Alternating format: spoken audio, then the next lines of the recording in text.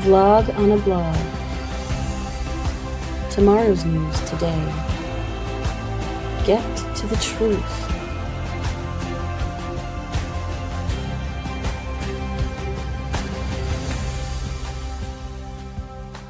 Listen, learn, live. Visit us at yadaya.com. All right. I love the new introduction. Good to see you, Kirk. You're looking pretty spry. So understand a move is in order. You're going to leave the ice box of communist Carmel. Yeah. Going to move up to the wine country and be Up to the wine country. Looking on a hill overlooking Sonoma. Well, overlooking boy. Santa Rosa. Okay. Sounds lovely. Yeah. You're going to pick up at least 20 degrees, maybe 30 degrees during the summertime. It's what the average temperature in Carmel and the California summertime is at about 52. 52 to 62. It seems to be a lot of that. Okay. And rain and wet and nasty. Yeah, and foggy and foggy, And you'll shed a few of the communists. Yeah. A lot of farm belt out there. People who have to make a living and they actually go to work. Oh, okay. Wow. That sounds lovely. So we won't have pictures of this studio. You'll be in a different studio. Yeah. Here in about a month. We'll be somewhere in the house. Somewhere in the house. We have to figure out. You're going to arm wrestle for who gets the guest house, who gets the studio, who gets the. That battle was already lost, and you know who won that one. Okay. But I'll have a corner somewhere that'll be all mine. So. Okay, you'll have a spot somewhere, huh? Okay. Even if it's outside under a tent. Well, you know, I said on the thing by the pool. We have a little pool. Well, Just a little pool. It's a nice one. Okay. Sounds great. All right. Well, we're going to jump right in here. The first post was put together by a Marxist that is blaming capitalism for the fact that a shocking 92% of U.S. adults are not going to the doctor because it's too expensive.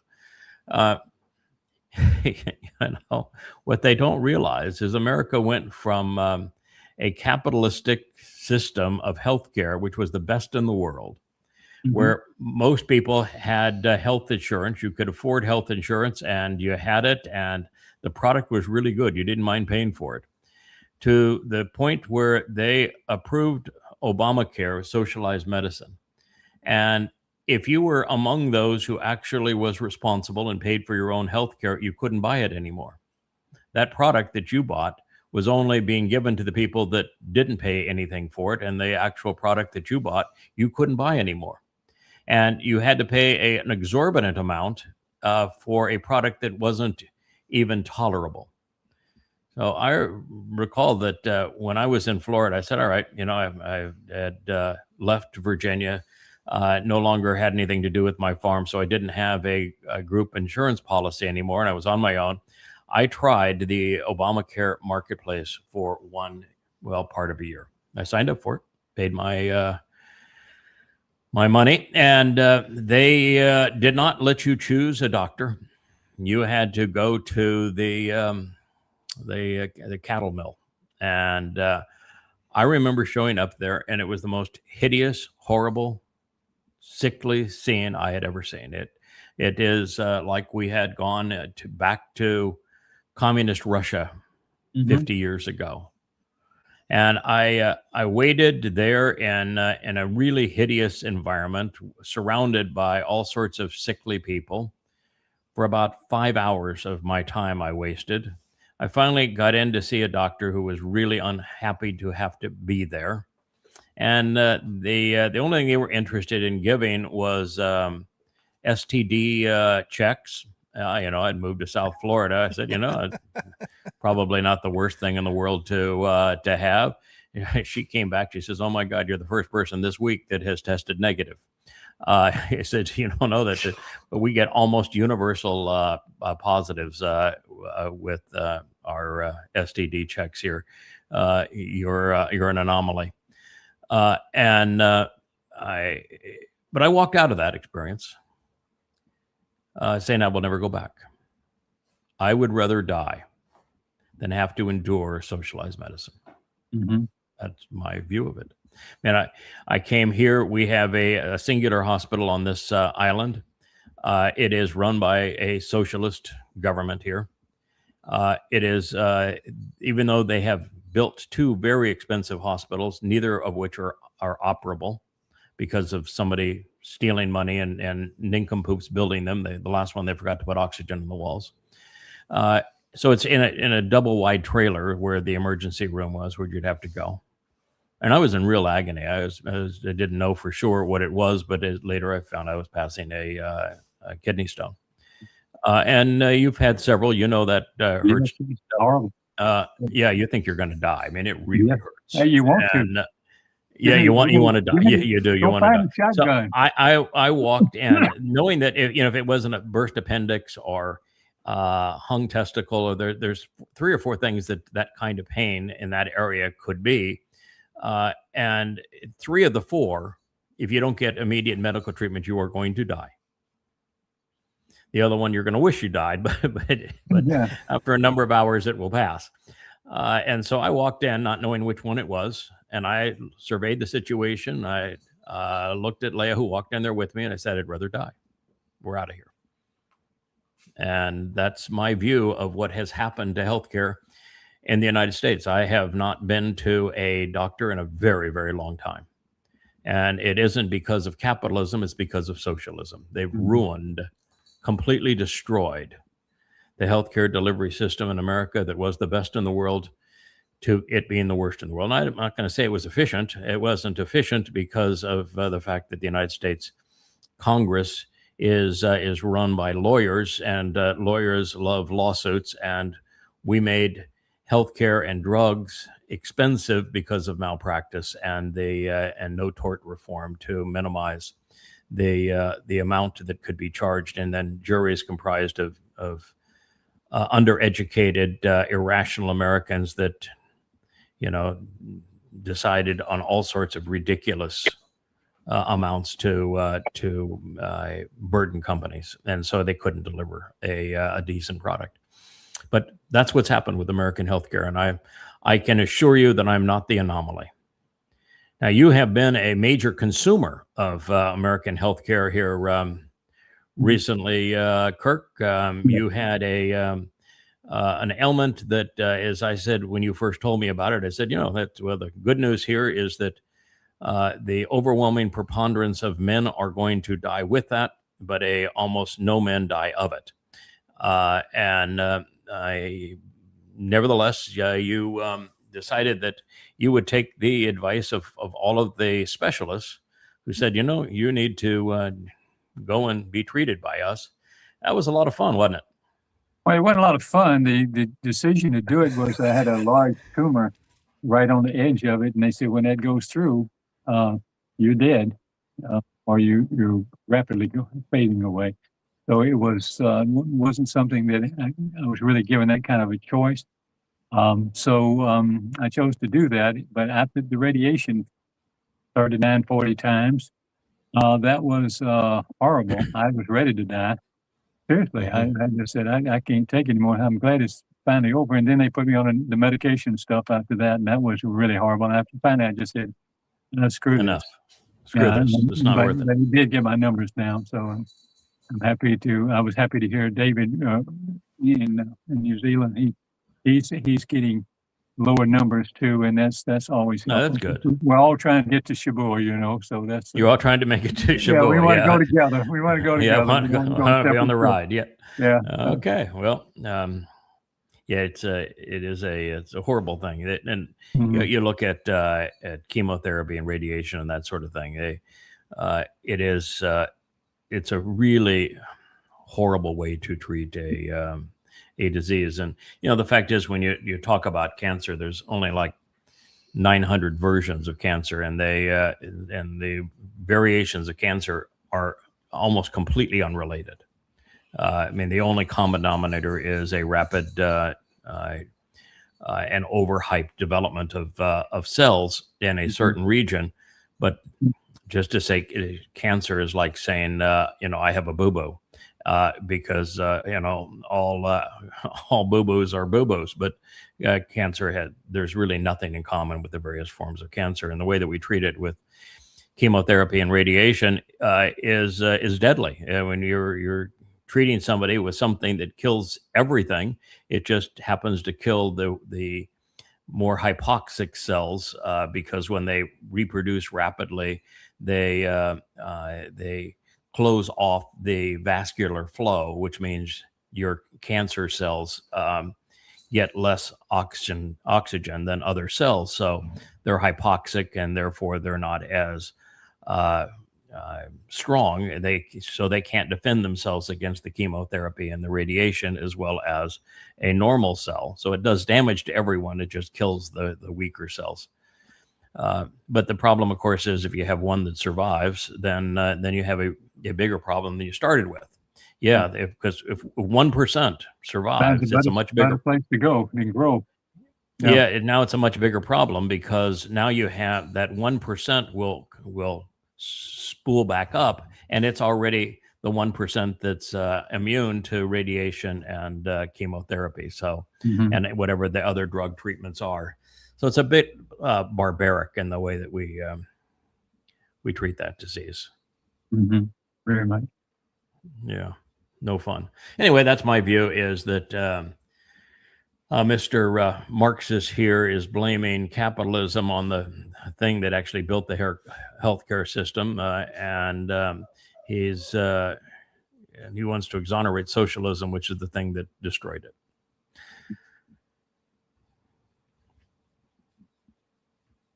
Yeah, this is interesting here. So you got Hog's Breath, having been the first Secretary of War since, back since FDR, I guess. Before we had a Secretary of Defense, he made it a Secretary of War, and of course he lost his first war as the Secretary of War. And I just wanted to put in perspective the difference between the United States and Iran, the country he lost to. Because he didn't just lose, he destroyed America's armament reserves while losing. And so America tops the ticker tape parade with 1.1 trillion that is the disclosed Department of War budget. Now, on top of that, there's all sorts of extra bills to fund the Department of War even more. And that does not include all of the black ops programs, the secretive weapons development programs that are in different places in the budget, nor does it include the most invasive spying mechanism between the CIA and the NSA of any country in the world, that's also in the hundreds of billions of dollars. So all total, America is probably closer to 1.5 or 1.6 trillion in its spy military budgets, including all black operations. So you've got America up there at 1.5 trillion. Next on the list is China at 300 billion. 3 times. Well, it's 3 times if you don't consider all the stuff that we have off books and the spy apparatus of the United States. It's closer to 5 times if you consider all of that. And then you have Russia at 190. Germany, who couldn't fight their way out of a wet paper bag today, squandering 110 billion and getting literally nothing for it.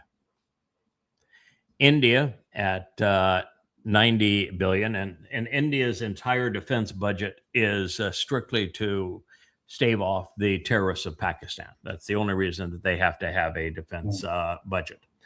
I've had to put on the glasses because it kind of got blurred behind you there. I don't know what has happened. Then you have the UK, and I don't think that the UK has one viable ship anymore. You know, it used to have the most powerful navy in the world, and I don't think they have a single functional military ship now.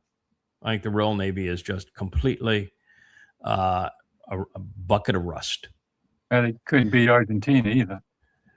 No, they if they were to fight the Falkland War now, they would get clobbered by Argentina. Yeah. So they get nothing. I mean, literally nothing for their 88 billion. But I thought it was interesting to see Saudi Arabia. Saudi Arabia is one of the victims of Iran and this war, and Saudi Arabia has not fired back a viable shot. They Right. have a defense budget of 85 billion. It's either number 2 to number 5 as a percentage of GDP in the world, depending on who you look at. And at $85 billion, they couldn't find a single person to work any of those weapons. Not Did I a say- single defensive shot. Let me tell you a quick story. When my father was he was last years he was always running giant construction companies. That's why we Mhm. got to travel all over the place. And his final years, one of his friends said, "Come over here and build this supervise this building of the airport in Taif in Saudi Mhm. Arabia." So he did that for about 2 years, and then he retired to Australia. He was a fighter pilot in World War II, and he said, we train them, and he was at Northrop. We train them, we give them these jets, we teach them how to do everything, and then they get up there and they start looking out the window and get scared, and then they just stick them in the ground. And he says, we sell them another plane, but they ain't got a hope in hell of building an Air Force that competes with anything. I mean, they just freak No. out. Okay, They're, well, how they're do you completely train complete someone? waste of weapons. Yeah. Yeah. So Yeah, they're no threat no matter what you give them. The last time they fought is when the Brits bribed them, and it was the Wahhabs that they Brits bribed to ride camels and swing scimitars against the Ottoman Turks in World War I. That was the last time they fought successfully. No, Saudi Arabia, 85 billion. Number 2 in terms of expenditures as a percentage of GDP, and they can't even defend MBS, who is hiding in a hole someplace. Next, you have, excuse me 1 second. There he is. We have another co-host that wants to either join the show or Drink some coffee. just drink my tea. It's green tea today. He happens to love green tea, so we'll top him off and give him a little green tea. The next you have Ukraine. It's the 70 billion funded entirely by other countries, particularly the United States and Europe. They ain't got 70 billion. Yeah, France is 67 billion, and the French war salute. So the French are going to be. Oh yeah, see the camera, back camera, back. Oh boy, these smart cameras. You give them a gesture, and they're all of a sudden they think, boy, you want the close up. No, thank you. I know that one. I know that move. Yeah. Yep. Yeah. Japan at 60 billion. Israel at 48 billion. They're tied for 11th worldwide. You listen to all these talking heads, you think that Israel has the biggest military, biggest, baddest military in the world. But they're tied for 11th with Italy that no one complains about, South Korea that no one trains about, and Poland that, again, isn't known for their military prowess. How long did it take Germany to go through Poland? A day and a half and Right. a whole lot of gas to get there. Yeah, maybe a day and a half. Yeah, one fill up of gas. Thank you very much for your 48 billion. Spain at 40 billion. Spain's last military effort was the Inquisition. The Canada that wants to talk a good game at 37 billion. Australia down there, down under, next to the land of Oz, 35 billion for who knows what, but they spend it. Turkey, that is considered the great threat now, and as the great protector of Saudi Arabia, spends 30 billion. The Netherlands, the country that claims to be they're the big peace advocates, they're the ones that condemn everybody of war crimes. Well, they come in at 19 at 29 billion. Algeria is a place that I don't think one person in 100 could even point to on a map. If I told you to point out, please tell me where Algeria is. I mean, I know, but I don't think most people even know where Algeria is. And Algeria hasn't fought a war except against Christians and Jews since the Islamic Crusades. And then you've got Brazil at 24 billion. Of course, Taiwan at 18 billion. You're gonna stave off China. If China wants to conquer you, you're gonna put your 18 billion gonna go all in against China. That'll work out just great. But what I thought was interesting, if you could scroll up just a little bit so we get out of the hat there, Kevin. What I thought was interesting there is Pakistan. That is the other defender of Saudi Arabia. So Saudi Arabia, with its massive defense budget into the 90 billion range and doesn't have a single person that can operate any of its weapons, has bribed Pakistan to the tune of $5 billion to defend it. But Pakistan's entire military expenditure is 12 billion. Wow. And 11 of the 12 is jihadists screaming Allahu Akbar. Vietnam is at 11 billion. Vietnam's more formidable, I think, than Pakistan in terms of a military. Kuwait. Now, Kuwait, which is nothing now but cannon fodder twice over. They were cannon fodder for Saddam Hussein. They're cannon fodder again for Iran at 8 billion. And mighty Iran, the country that a hog's breath here just lost a war to, at all in about 1.5 trillion defense and spy budget. 1.5 trillion against 7 billion. Well, I'll tell you what, the Iranians are getting a lot of mileage out of 7 billion. Bang for their buck. Absolutely. Boy. And if you look at Iran too, they aren't in the top 30 in terms of a percentage of GDP spent on their military defenses. They just outthought the numbskulls of the Trump administration. Mm-hmm. Yeah, we have and they have a $300 billion payday coming too. What are they going to do with that? Yeah. Can you imagine having a $7 billion annual defense budget, bringing in a $300 billion payday? That's a nice return. That's a hell of an army. There's the art of the deal ROI. right there. There is the ROI for sure. So nice job, Hog's Breath. You may want to go back to weekend news anchoring on the Trump Tush Talker Network. Yeah, didn't just lose the war. There's more at issue here than this. But I mean, accelerated Iran to the hegemon of the region. Mm-hmm. I mean, gave Iran everything it wanted as far as being able to control the strait, control its neighbors, Saudi Arabia, Kuwait, Iraq had already had, of course, and then openly diminish United States position to the world. The emperor has no clothes, folks. Right, destroy the petrodollar, destroy America's military, destroy America's credibility. It's pretty tall cotton for a weekend newscaster and alcoholic. Mm-hmm. Yeah. Highly in 2 years. High achievement. High achievement. Not even in 2 years. Yeah. In less than 2 years. I always figured that you can what takes years to build something, you can destroy it in a matter of moments. Oh, Hog's Breath is absolutely. perfect. Wow. Mm-hmm. I love this. This is the woman, the brunette there. She's the woman that Trump was had that interview with in the barn, surrounded by all those nice tractors and everything. Really a nice barn, and it was raining outside. So he said, I got angry because it was raining outside. I guess he's like the Wicked Witch and the Wizard of Oz. He melts in the rain. And then he got up. He threw off his lavalier mic. He hit the chair on the way out. Cursed this woman. So it was really interesting. She was given the first interview as to what actually happened, and the great catering cart Caper. caper. It's catering cart there, caper. thank you. Yeah, the catering cart caper. Yep, I was lost for that last word. I appreciate you. That's the mind, they say, is the second thing to go. So the fact is that the catering cart caper, she was given the actual scoop of it.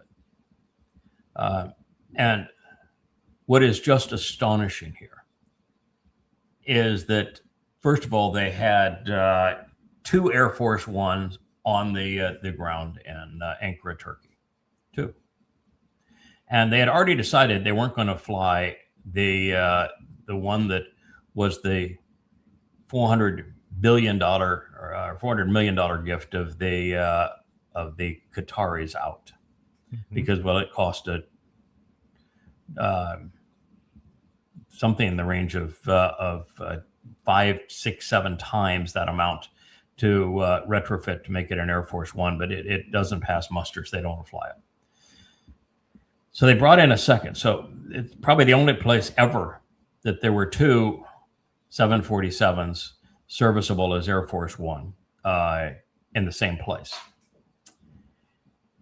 Trump got on the old one, flew in the new one, got on in the old one.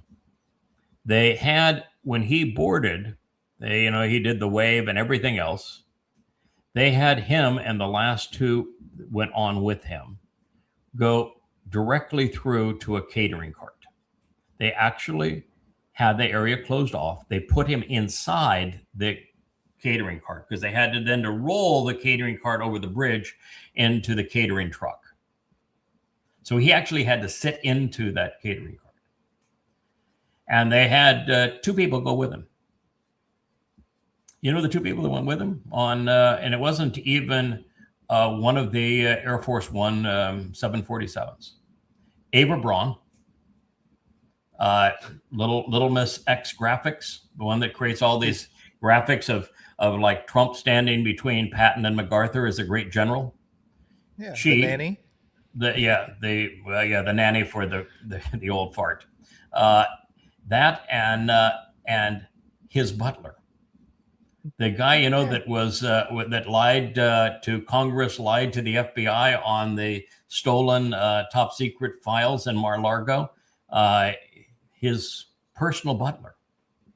So his nanny and his butler were the only 2 that Trump tried to spare, and they whisked him out.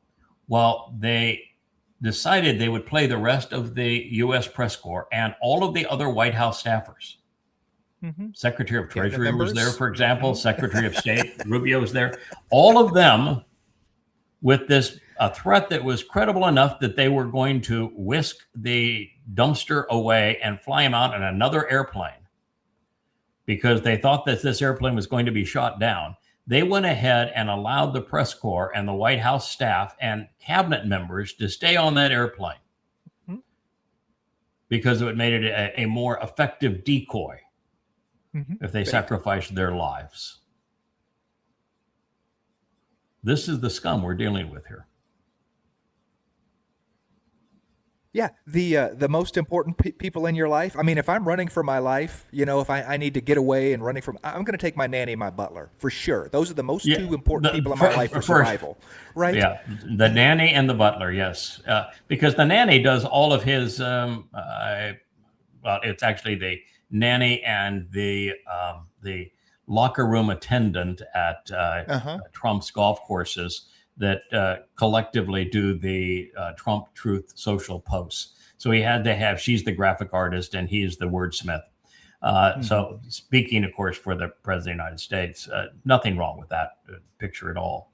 And and his valet, his butler. So the guy who cleans the spikes on his golf shoes. The guy that cleans the spikes on his golf shoes and the guy that cleans his toilet. Those are the, and they're, by the way, the only 2 that spend any time around him in the evening because Melania is never to be found around the White House. So it's just the 2 of them that are, the 3 of them together are a love triangle. That's who we traveled out with. It is just, I mean, you cannot write it. No, you couldn't make this up.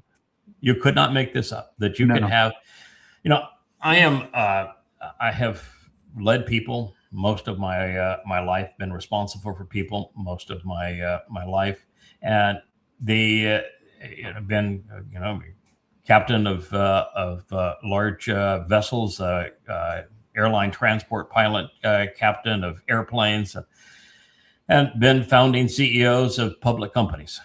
And when you accept responsibility like that, the people that are serving with you, who are working with you, are your priority.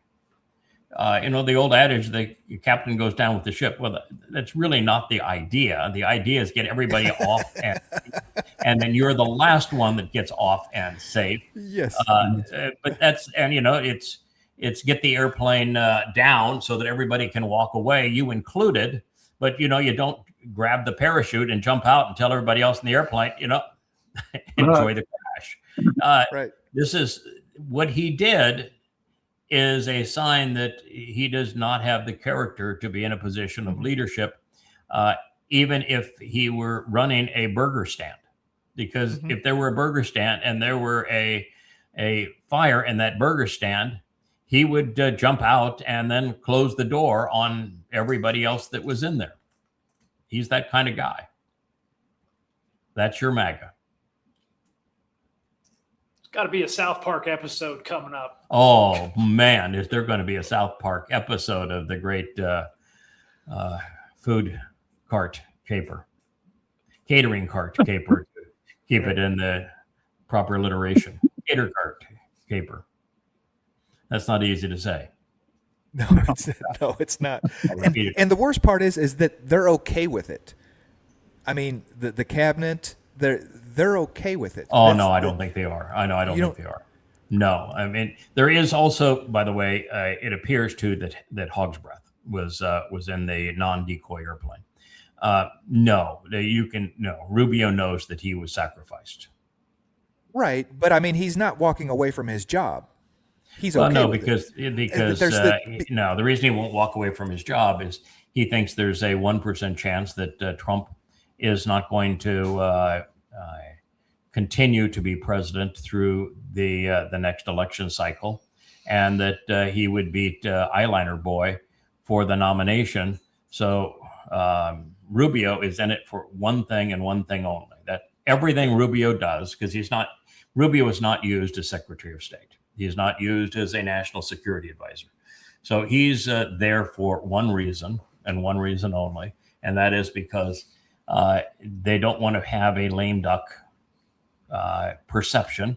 So he and Eyeliner Boy are the two that are vying for the opportunity to run for POTUS 48. That's why they're there. Yeah. That's why he's practicing being president of Venezuela. That's why he's practicing. Yeah, he is. He's currently president of Venezuela, and he wants to be president of Cuba. Mm-hmm. Yeah, And he could be president of Greenland too, so he could have 3 presidential stars while Hog's Breath is president of Iran. Why not? Trump's prime minister of Israel. They've all got lots of cards in the game. This is bizarre. It is really, really bizarre. Satan has got to be embarrassed. Yeah, I would think. All right. Well, this is interesting. It's a shame that Americans are and Europeans are so easy to fool. That they're all PO'd at Putin and Russia for invading Ukraine, and they are completely ignorant of the deal that the U.S. and Europe and NATO made with Russia, going back to James Baker when he was Secretary of State, where the promise was made: if you, Russia, give up East Germany and East Berlin, that was a big damn ask, and allow Germany to be unified again, then we promise we will not increase the footprint of NATO or move NATO 1 inch closer to Russia. And of course, since then, there's been like 30 additions to NATO, all of which are closer to Russia. That was the deal. Russia gave up a great deal. Mm-hmm. Germany was unified. And then the U.S. did what the U.S. does. It lied. But that's not the end of it. Then George Bush said, we're going to make Ukraine part of NATO. That was the breadbasket of Russia. It's just, it's kissing cousin to Moscow. I mean, it's Kiev is probably the closest major city to Moscow. It was untenable that George Bush could say such a thing, but he did. And then when asked about Russia's response, he says, I don't care. Of course they hate it, but what do I care? And then NATO began to do almost all of its military games in Ukraine. And we were back to the Cuban Missile Crisis, this time, though, played by idiots. Devastating. And then it got worse with Victoria Nuland and John McCain and Lindsey Graham arming the revolutionaries to overthrow the popularly elected government of Ukraine, which was pro-Russian. And then the International Monetary Fund bribed the Ukrainians and said, we'll give you money on better terms than the Russians were loaning you money. So, but you'll be under our influence. And now we had a government that America had imposed through regime change. And the moment that occurred,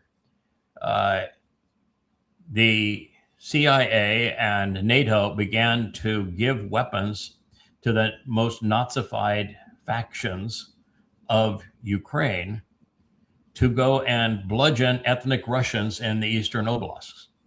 And they did. This is a scene from that. And they were murdering ethnic Russians. Yes. Anybody that spoke Russian, they would kill. And then John McCain and Lindsey Graham are on videotape speaking to these same goons and telling them that we'll up the ante. We're going to give you enough weapons, not just to go off to the Eastern ethnic Russians in Ukraine, but against Russia itself. You're going to go kill some Ruskies. And we'll arm you, and your war will be our war. We'll give you whatever weapons you need to go over and conquer Russia.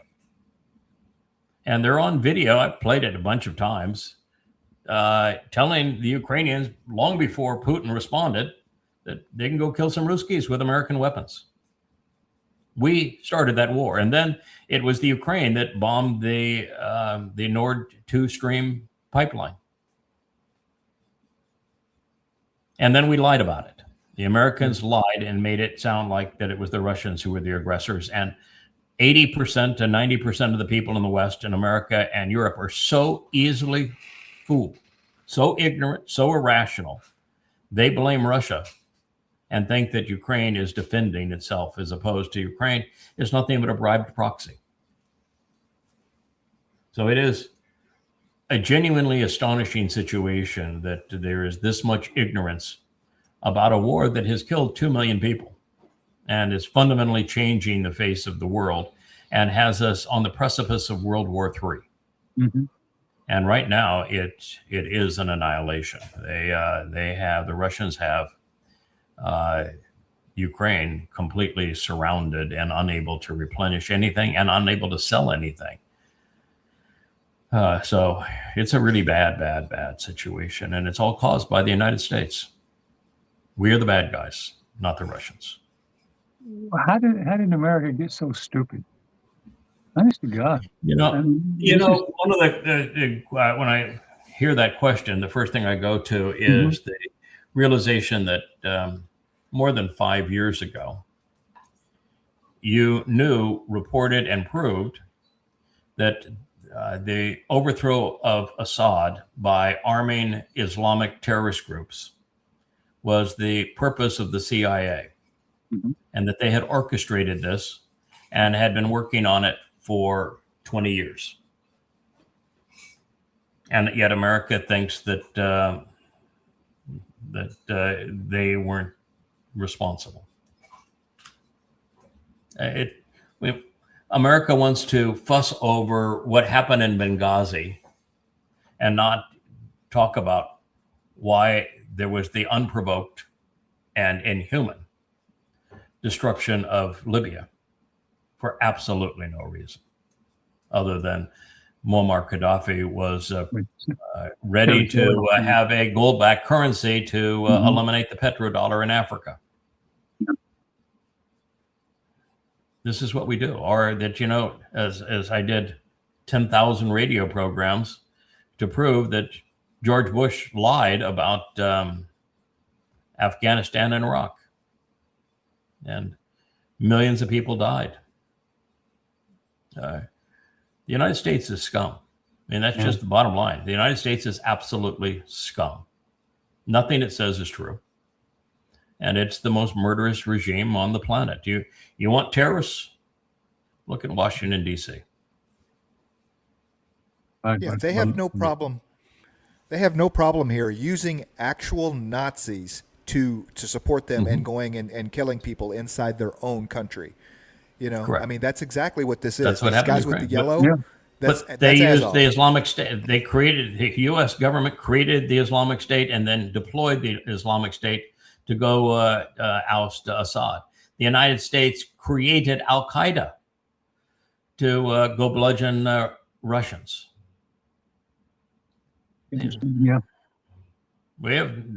There is no morality in the CIA or the Department of Defense or the White House. None.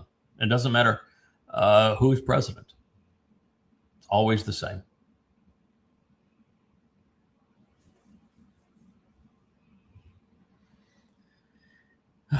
You know, anytime I see a woman wearing a hijab, I just want to puke and turn it off. Unfortunately, this woman was forced to wear it. I don't know if she would have worn it otherwise. But she is one of hundreds of millions of Muslim women who have been murdered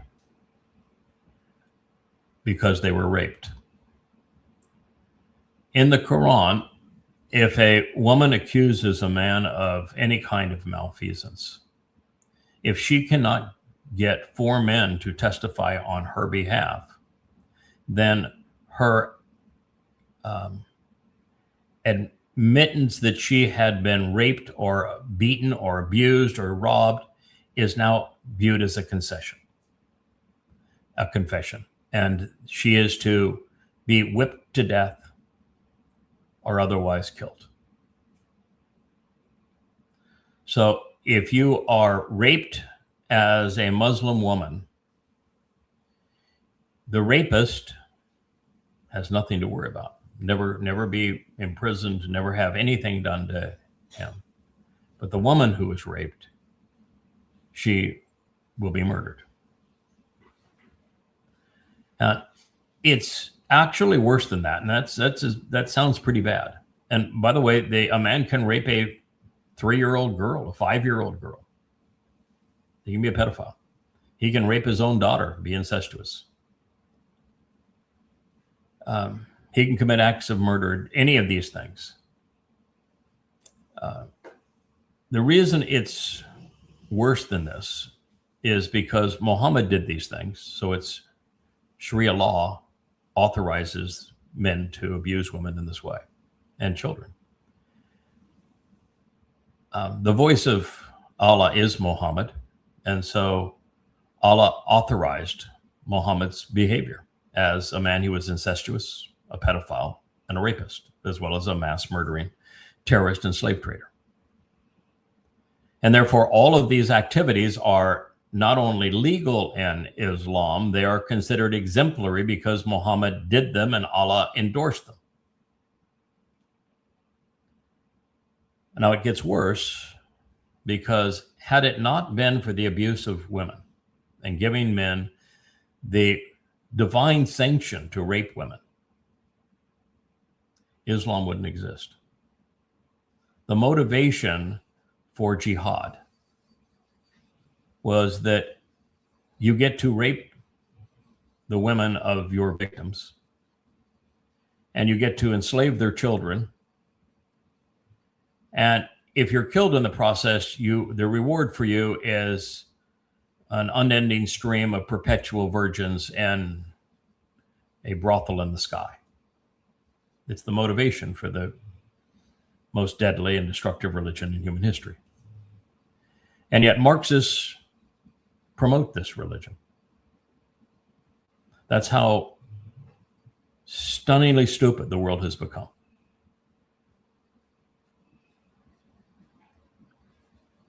Now, everything I've said, I have verified 1,000 times over.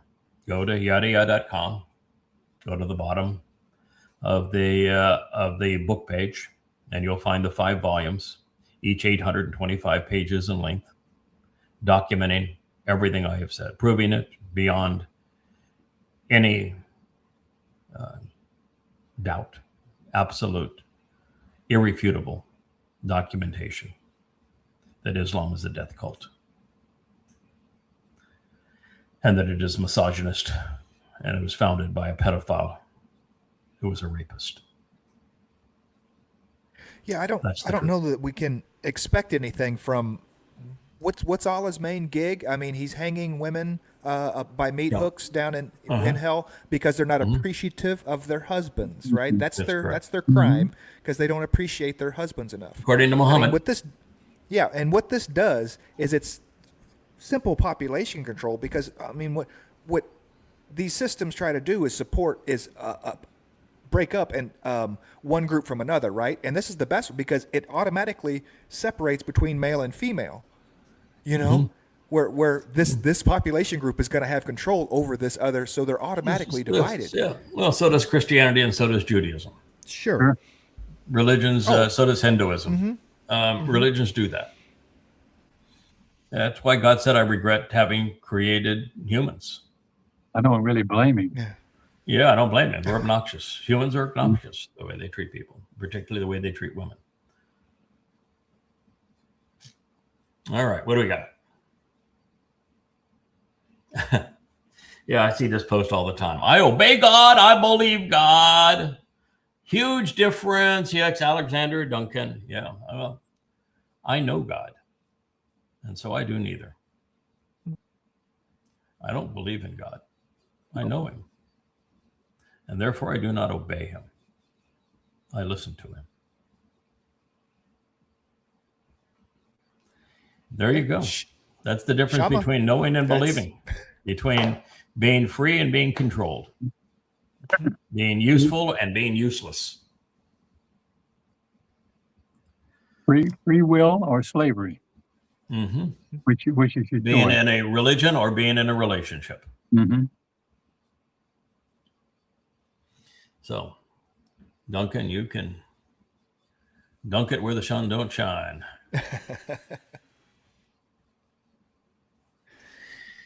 This is an interesting poster. It gets actually very, very detailed in the more section on it, but it's on abrogation. Abrogation is 2106 in the Quran, and it says in essence that when Allah is always plural, they got that from the rabbis.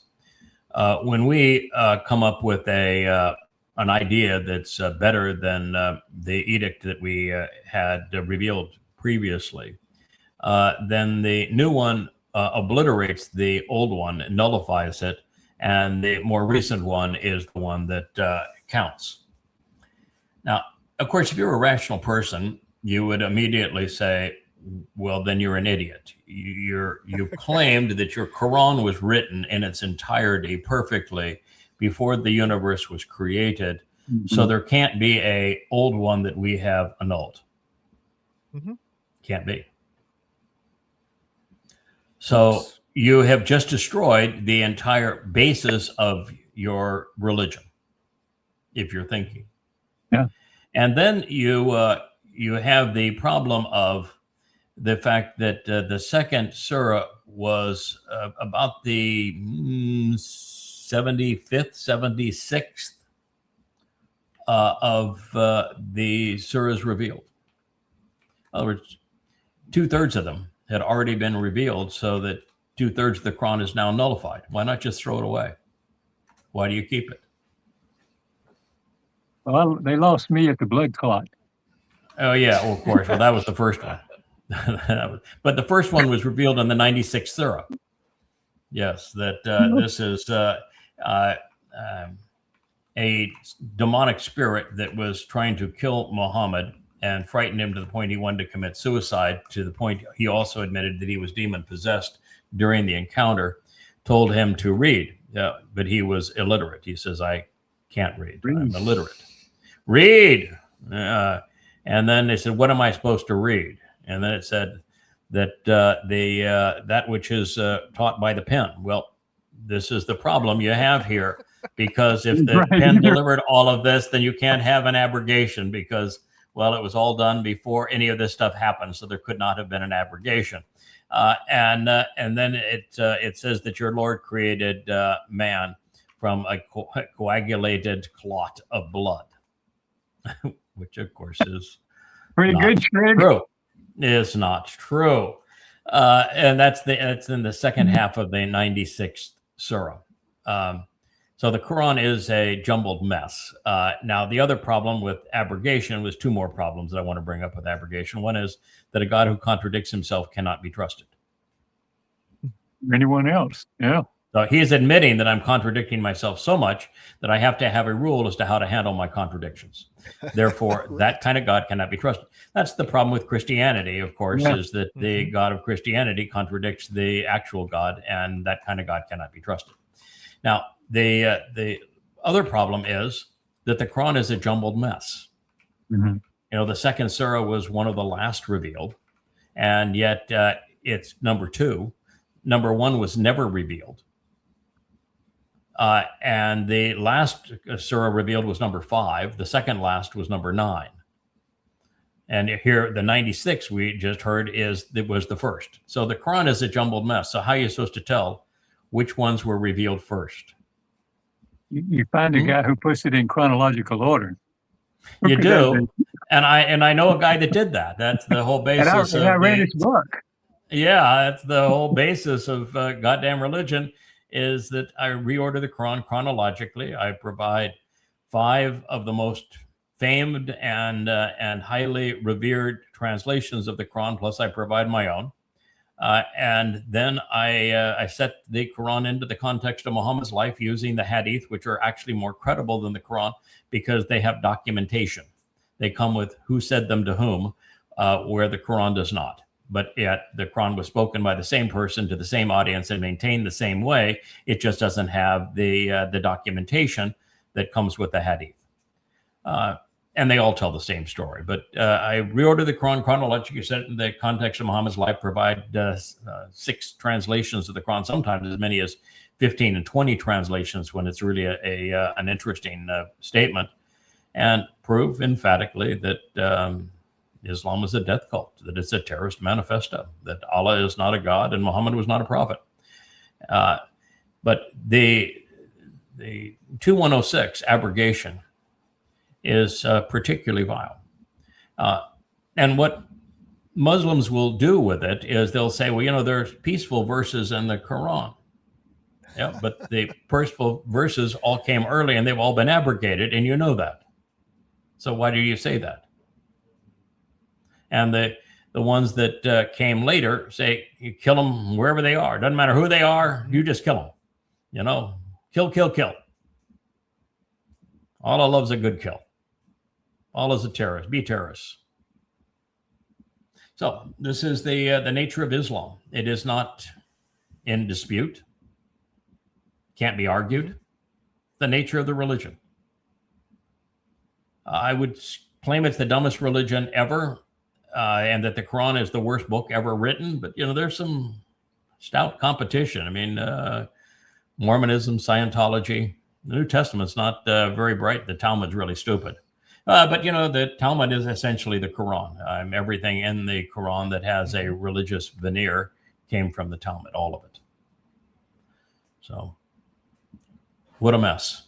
And then you have the cost of that mess being in the first 100 years of Islam, 200 million people being killed by the initial Muslims. Islam had killed 200 million people before the first Quran was printed. Wow. Well, And maybe you can like still the see Marxist. where they were, because they haven't relinquished any of those countries. They're look at the Muslim and Arab countries that go from Africa all the way into Asia. It's a huge swath of the world, and it was all under the basis of convert or die. And sometimes we don't really want you to convert because your children are worth too much as slaves, and our men are motivated by raping your women, and we want to steal what you have. So we don't want you to convert. We really would much prefer to kill you. That's why they killed 200 million people. It was a third of the Earth's population at the time. And they continued to wage war for almost a millennia. And now they're back at it through terror.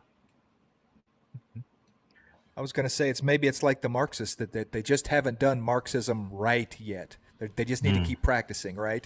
Islam so is you just know, like they keep on practicing. There won't be any humans left because No. Mao Yes. Zedong, he practiced. He killed about 80 million, and then you had Lenin and Stalin. They practiced. They killed about 70 million. Yeah, keep on practicing. Then you had Hitler. That war led to the deaths of about 55 million. Yeah, just keep on letting his socialist practice. They'll really get good at it.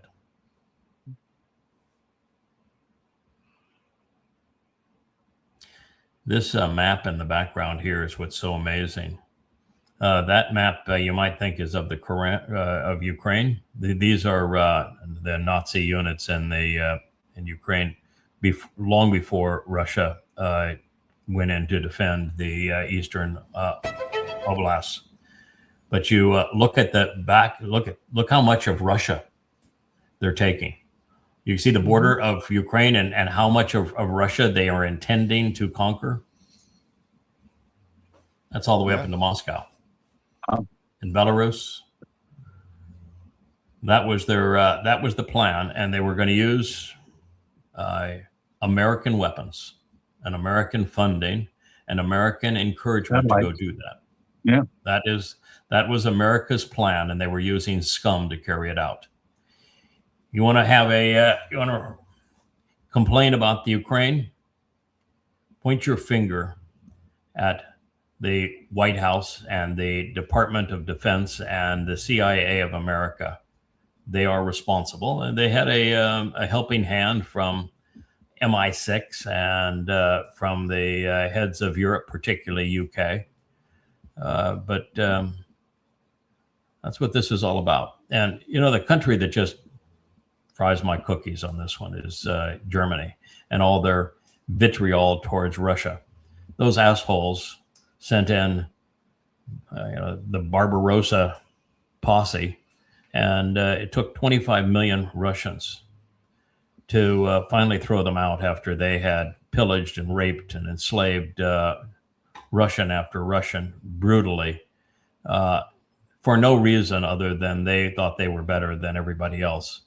And for them now to go back after Russians, after Russia allowed them to reunify as a country, that's reprehensible to me. That means Germans, you learn nothing. And the UK, I mean, what the UK thinking about it? If the Russians hadn't beat the Germans and hadn't and had Hitler not made the mistake of attacking the Germans, the UK wouldn't exist anymore. No, it's true. Yeah. You should be thanking the Russians, not trying to kill them. And, the United States, they wants to claim victory in World War II, and you didn't win anything. You had a terrible strategy of waiting around in the UK, smoking cigars and drinking scotch for 2 years while Jews died in concentration camps. You didn't do squat. And then you had the dumbest move of all time. We're going to go and attack where they are the best fortified. We're going to lose a bunch of Americans. And then we're going to dilly-dally while the Russians ultimately win the war for us. Then we're going to claim victory and leave. And we'll leave Europe in worse shape than we found it otherwise, because the Soviet Union was more abusive of Europeans than was Hitler.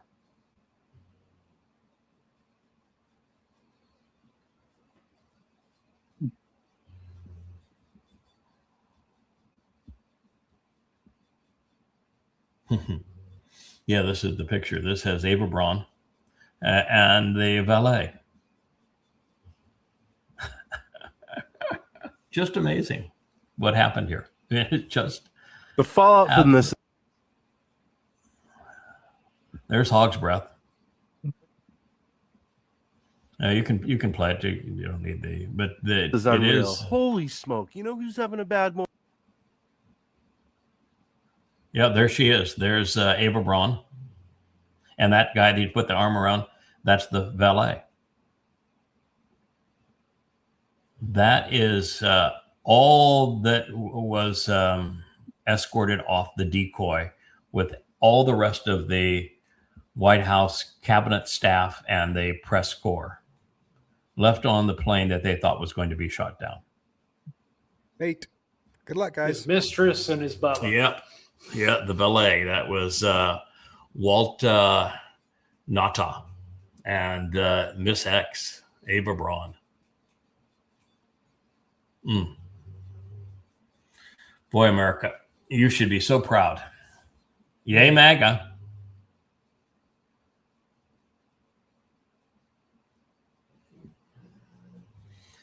This is funny. This is Yeah. good stuff. Yeah, they're kissing the ground here, men and women, because they've been lied to and say this is the ground that Muhammad walked on. Muhammad was never in Mecca. Mecca didn't even exist when Muhammad was alive. The Kaaba was a rock pile in Petra. Petra had been a thriving metropolis and was famous for doing what Mecca was credited for, being a watering hole for caravans and being a very religious center. Because Petra is properly situated. You're going to sail all the way up the Gulf of Aqaba, and you're going to disembark there and take camels from the northern tip of Gulf of Aqaba into the Mediterranean. It's the shortest route.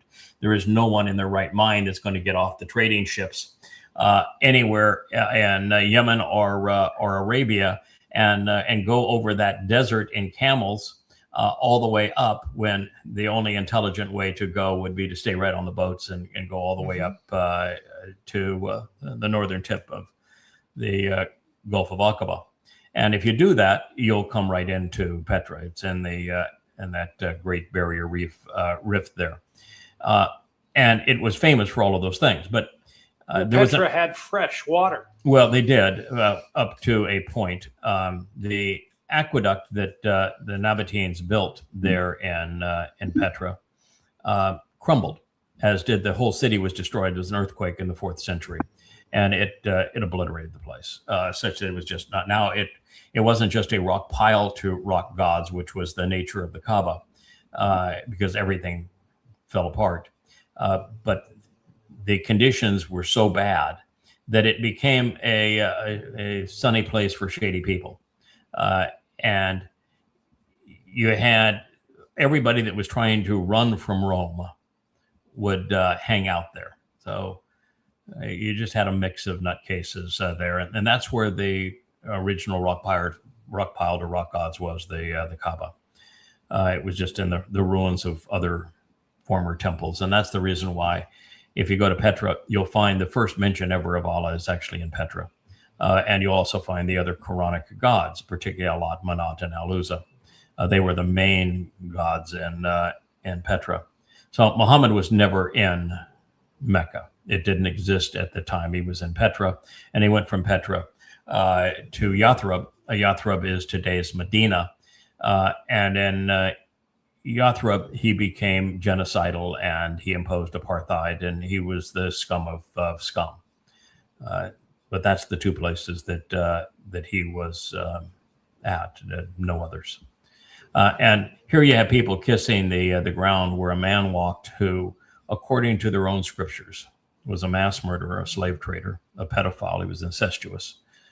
He was a rapist. He was a liar. He was a thief.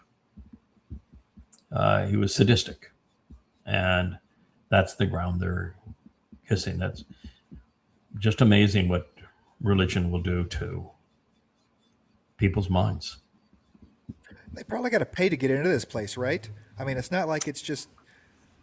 So it's the same. It's the same shtick that started Islam with the whole pray to the rock gods, right? You pay to. So well, you know, there's the scam that was the tribe of Beni Hashem, which was Muhammad's tribe, the cleaning which Muhammad was Jewish. And the Nabateans, Petra is stone's throw from Jerusalem. I guess that makes the ride of the winged ass a lot more credible, because it could have maybe made the leap. But the fact is that the gig was, if you have a rock god, you can store your rock god with us. We'll provide housing, watering services, feeding services, for dusting services, even for your rock god. Your rock god will be safe with us, and you can water your camels and have care and feeding for your rock god. That was the whole thing of the Kaaba, and all of the rites and rituals of Islam, the prostration, butt-up prayer, the Hajj pilgrimage, all of it, including the Kaaba itself, all of it is part of the pagan religious scam of Muhammad's clan, which were Jewish, in Petra around the Kaaba. It all made it into Islam wholesale. Yeah, is it the Quran verse that says reorientate Yeah. your kippas? It's not hard, because they had to move them all because. And that one was written. There was right after Muhammad's death, and they had the War of Compulsion. There were two rival forces of Islam. One that became the Sunni and Shia rift now. One that claimed that Abu Bakr and his clan were the rightful heirs, because they're the ones who he gave up his 6-year-old daughter to be sexually abused by Muhammad, so he had skin in the game. That they are the ones who should run Islam, because it was a criminal enterprise, and being the godfather was a very lucrative deal. And then you had those who were descendants of Muhammad's adopted son, the one that he stole his wife in an incestuous affair. They thought that even though there was no real genetic connection, that they still wanted to claim it, that they were the rightful heirs, that it should be passed down that way.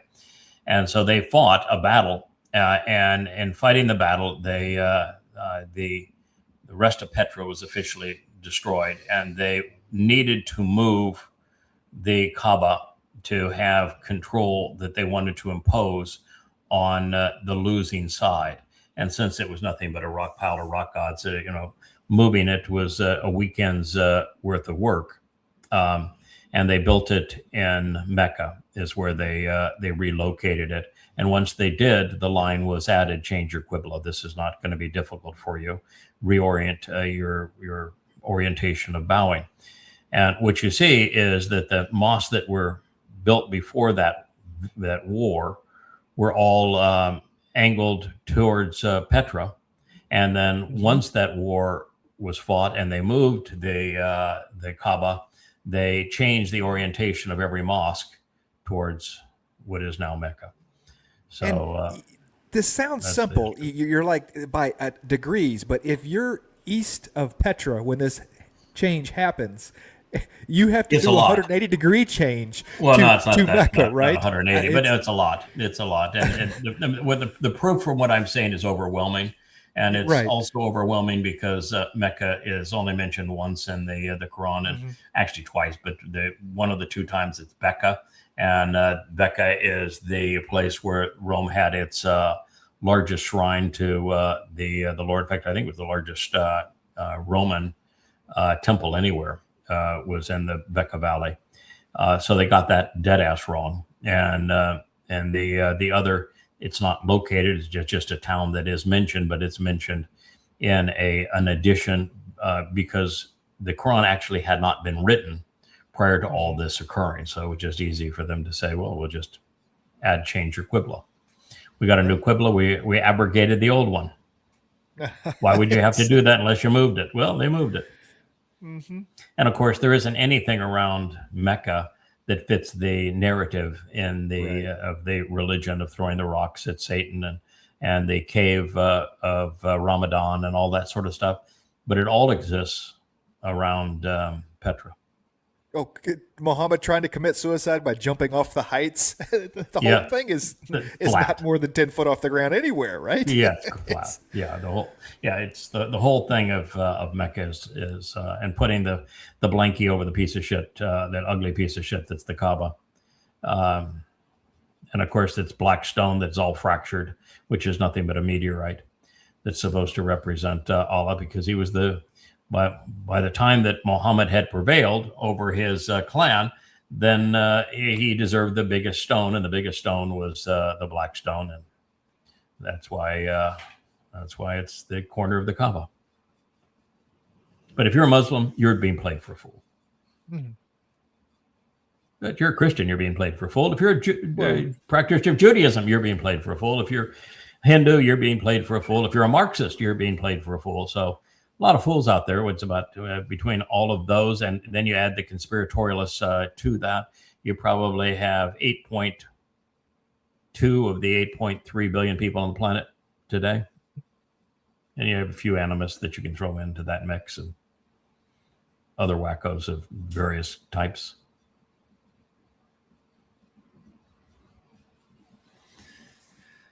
Oh, so this you're seeing all the time now. The Brookings Institute estimates that Trump's inaction is responsible for 70% of COVID deaths. Trump's deaths, 783,044. This is such bullshit. Good God, I don't think there's anybody on this planet that can think. Everything about COVID is a lie. Everything about COVID is a lie. It's inception. It was obviously manufactured in the Wuhan Virology Institute. Yeah.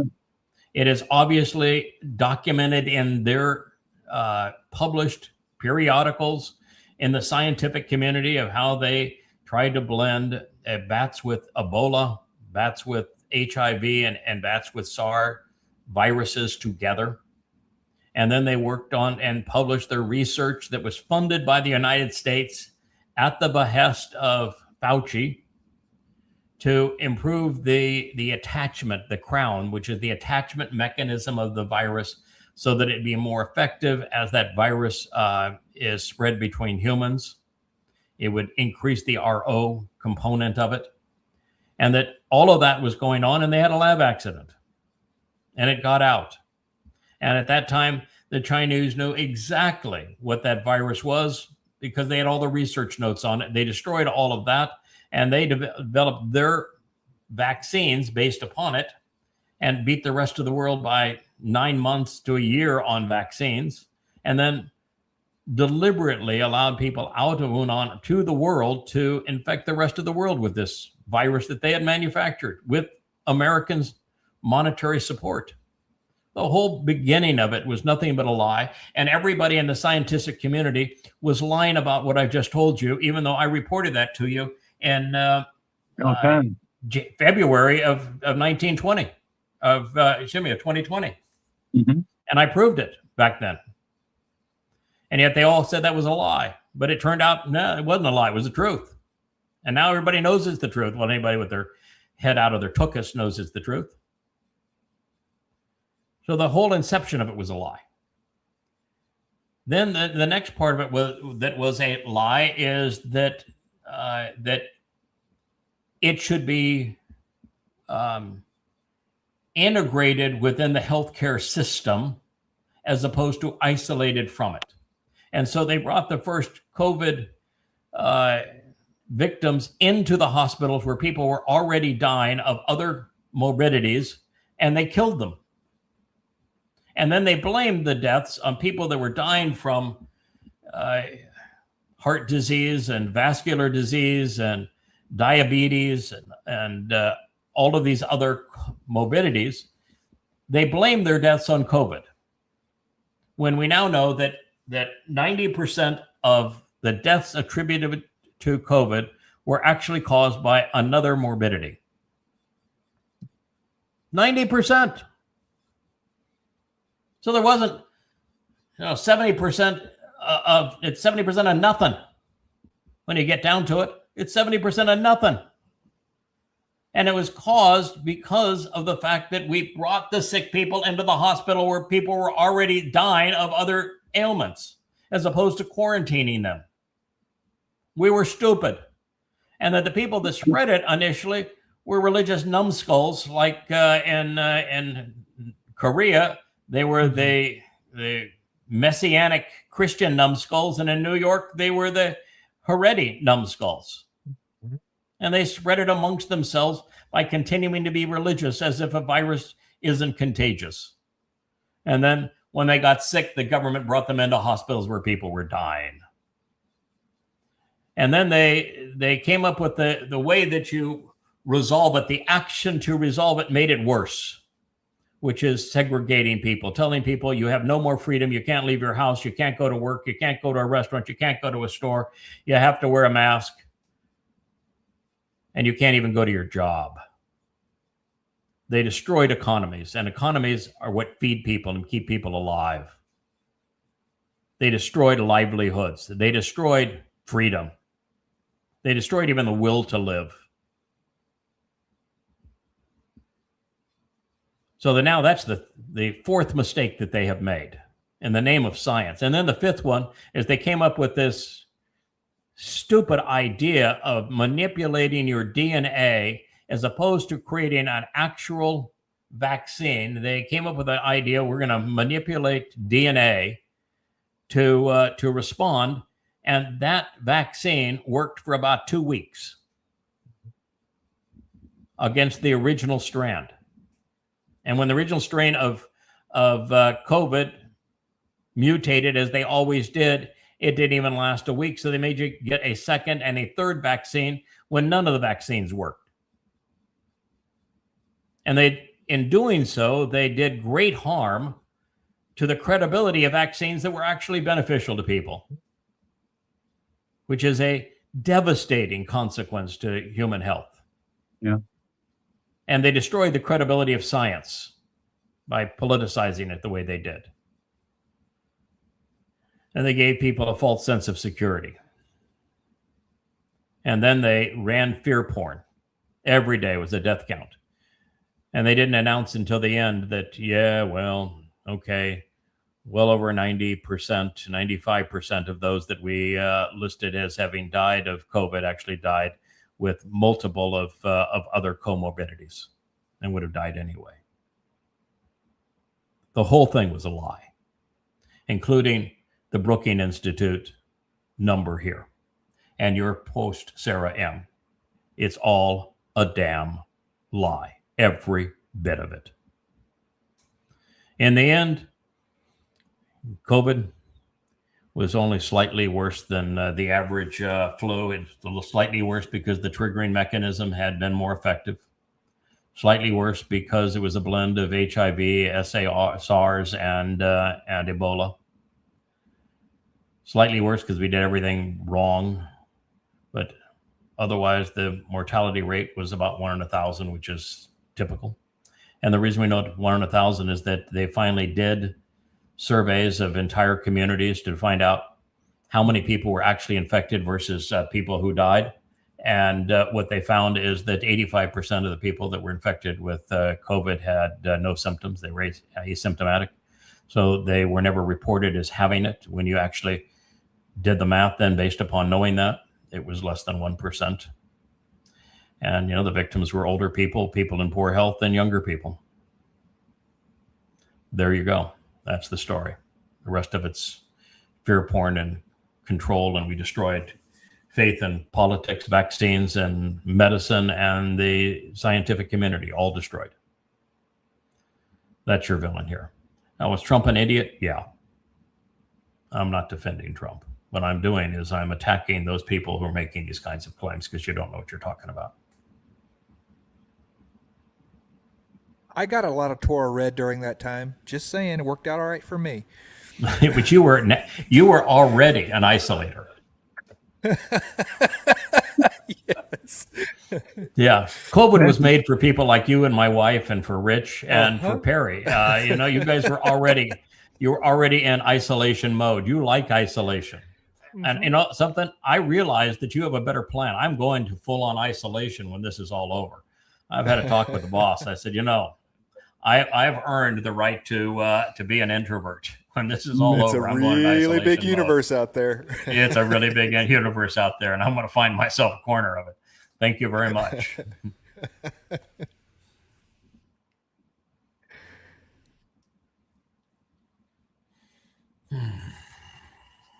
Yeah. This is a sober assessment of missile development and drone development by a senior officer in the IRGC. He's not bragging. What he's just saying is true. Because Iran prepared for what it taunted and played Israel and the United States into doing. I mean, Iran played Israel into demolishing Gaza because they knew that what would happen to Israel in doing so. They actually played Israel into attacking Iran not once but twice. It was in Iran's interest. Look what happened. I mean, they played it perfectly. But so what Iran did is that if they had anything that was important to Iran's survival, they replicated it and they buried it. So you want to bomb Iran, you're going to bomb buildings that once housed things that don't house anything anymore. Everything is replicated and buried. So you can say, well, we destroyed Iran's nuclear capability by attacking 2 sites. Well, there's 40 sites that we know of, and that 40 probably covers 1/4 of the total number of sites. Oh, Pickaxe Mountain is the meme now. Something we've never even heard of before. And there's like, oh, we got to go get Pickaxe Mountain. Yeah. Jokers. Why? Well, what's the purpose? The centrifuges necessary to refine uranium to a fissile purity of 235. This little library I'm in, you could put 2 sets of them here, and you could run them with a standard car motor. And you could make all the uranium you needed for nuclear bombs. And Iran is self-sufficient. They make their own centrifuges. So they bury them all over the place.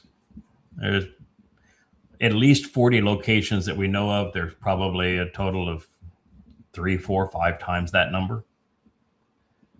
And I can assure you that to the extent that Fodor was damaged, and by damaged, it would have only been damaged by a pressure wave. There was no way for the U.S. penetrators to have gone through that much granite and then reinforced concrete to have blown up Fordo or Nance or any of the others. But if they were to have actually hit a ventilation shaft, and if the penetrator went down the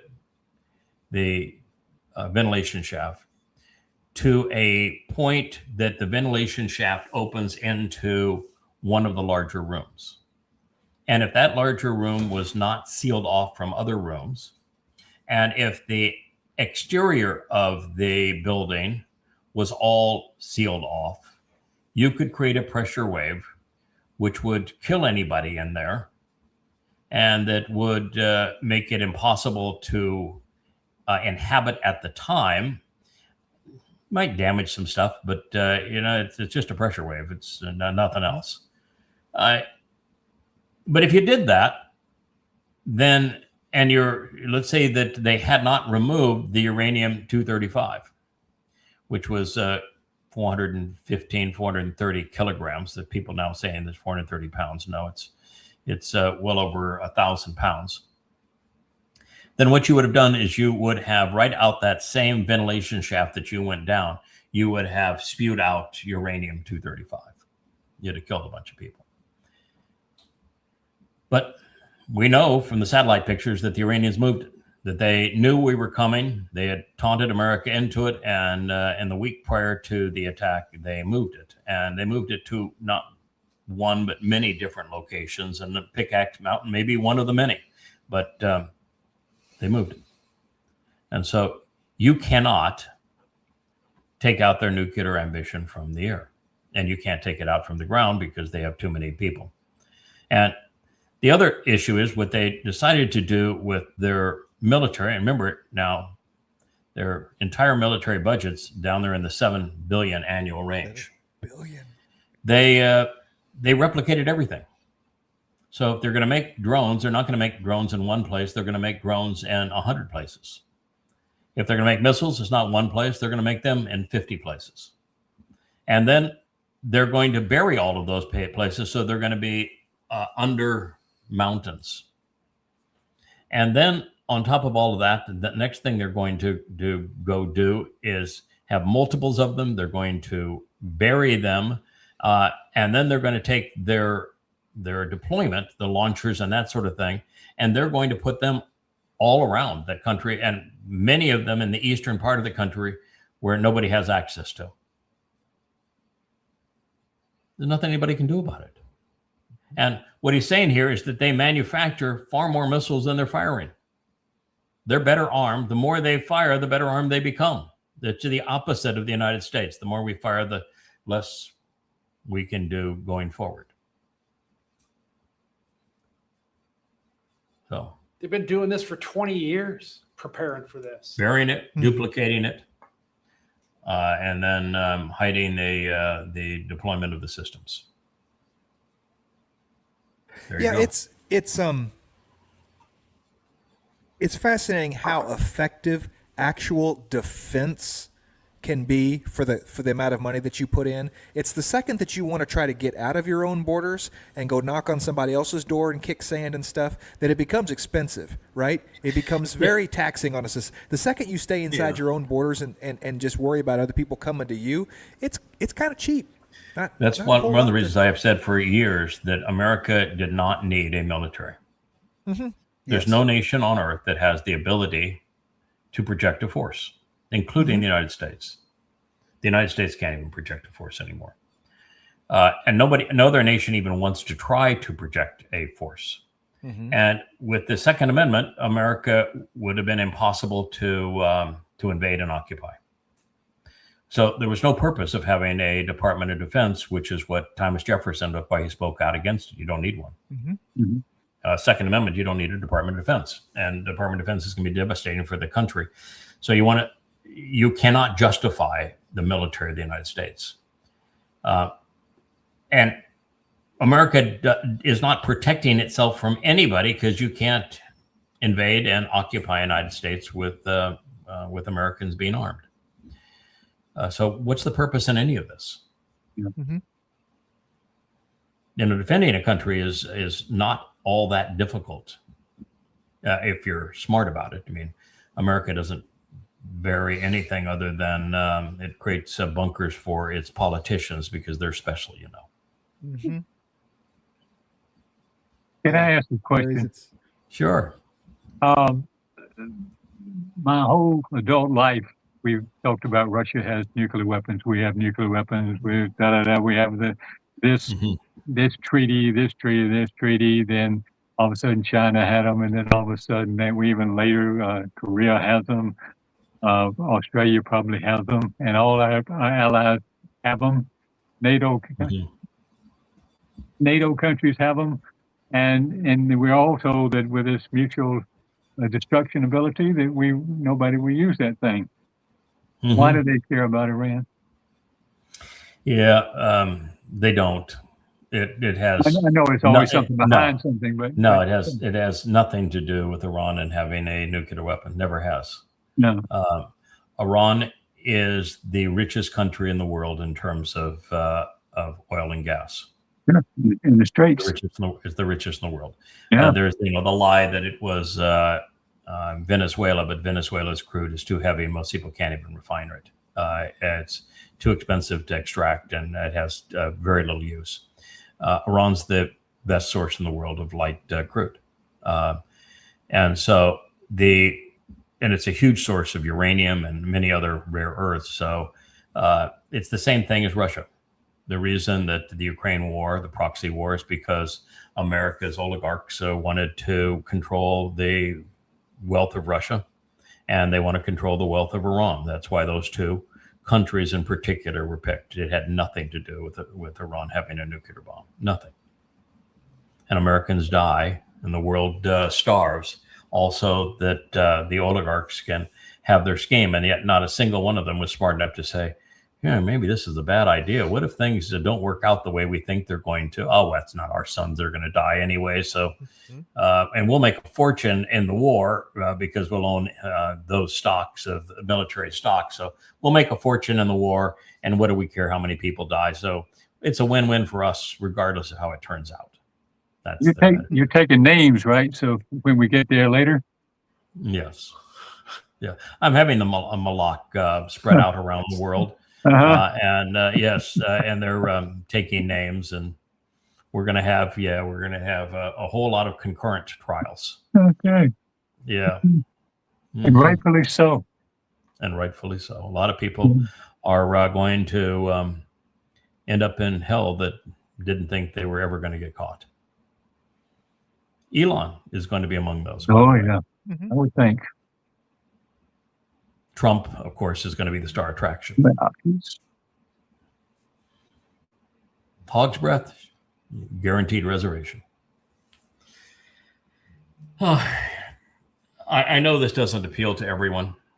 A lot of people are just sick of the whole abortion issue.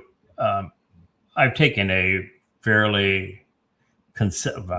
absolute consistent stand on it for as long as I've spoken publicly, which for my life now is about 30 years. And on that stand, what I have said is that everybody that is rational, moral, is both pro-life and pro-choice. So to be one or the other and to decide how you're going to define yourself and to govern a country based on one of the two is absurd, because every rational person in the world should be pro-life and pro-choice. I've also said that a woman does not have a right to control her body when she couldn't control her body, which got her into this mess. So if you want to claim that you have control over your body, then you should not have been irresponsible and got yourself into this mess, so that you want the government now to be your form of contraception. But the thing that's been really important to me is to convey that during the first trimester, there's no fetus that is viable outside of the woman. And therefore, while abortion is a horrible idea, both for the woman, of course, for the unborn child, it's pretty hard to say that a woman can't choose, particularly if she was raped or incest or that sort of thing, to get an abortion. And the third trimester, it's absolute unequivocal murder. That child is strictly defined based upon its location, not its viability. It's a baby, and it's viable. And to take its life is murder. The gray area is during that second trimester. And if it were me, I wouldn't play very in that second trimester. I'd just say it's too much of a gray area for us to deal with mass murder. But we now have 10 states in the United States that are gleefully murdering children right to the moment of delivery. And there is no justification. I hear it said, OBGYN saying that he's delivered 20,500 babies and there's not a single fetal or maternal condition that requires a third trimester abortion. Not one. Delivery, yes. Abortion, no. You are demonic when you are taking the life of an innocent child. And you're even more demonic when you're celebrating it. There's something just tragic that has happened to young women today in particular, but also young men that have been indoctrinated in Marxism. You've lost your moral compass.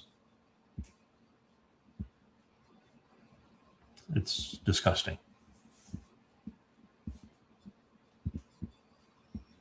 Yeah, the issue for me is very much like any other left-wing kind of issue. I mean, I look at it like the issue with trans people and stuff. I don't care if you want to have an abortion. I just don't want to pay for it. I don't think other people should be forced in funding your bad decisions and behaviors.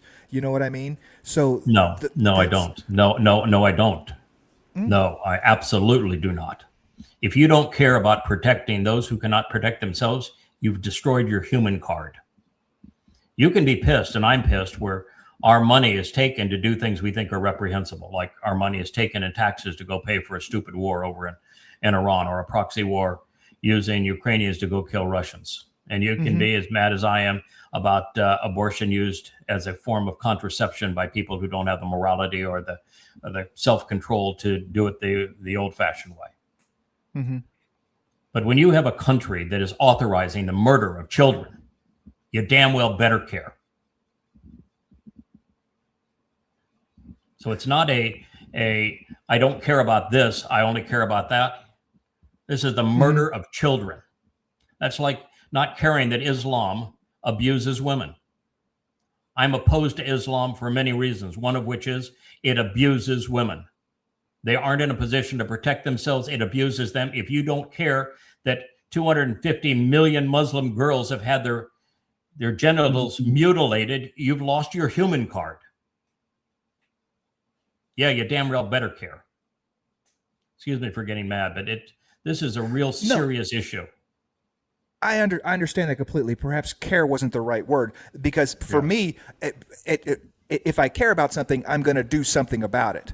Okay. Right. And speaking out against it is kind of where we are in a tangible of being it, because it's a very slippery slope for me as an alcoholic, that is, as soon as I start to get angry about something, I want to do something about something, then I make very poor decisions about doing something about something.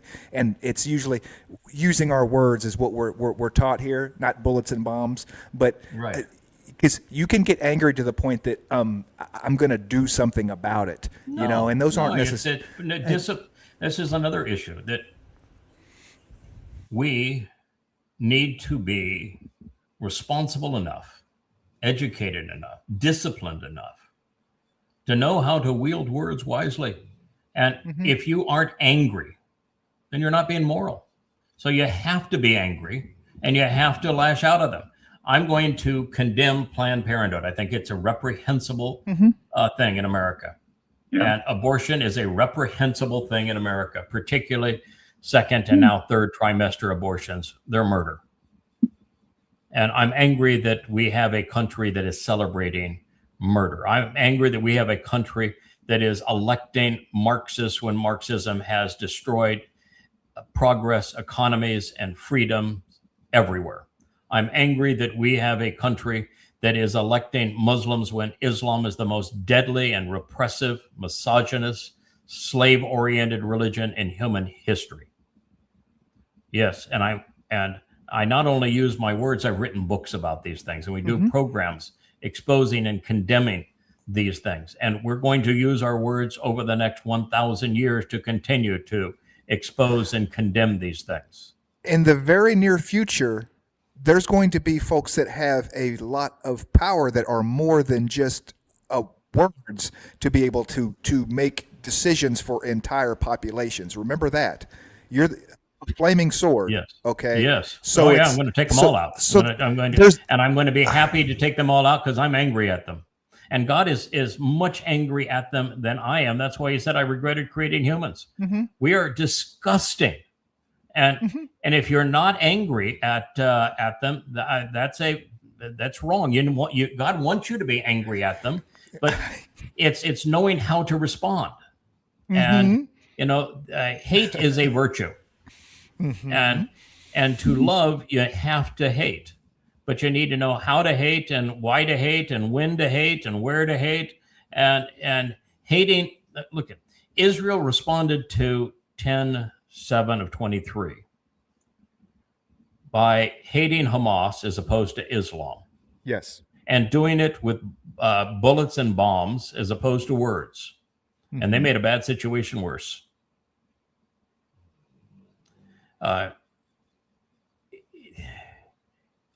America got frustrated over Iran's frustration with America and decided to lash out with bullets and bombs as opposed to working a different narrative out, and destroyed America and the world. Look, we have to recognize that 99.9999% of the world is either a promoter of gross evil or accepts gross evil.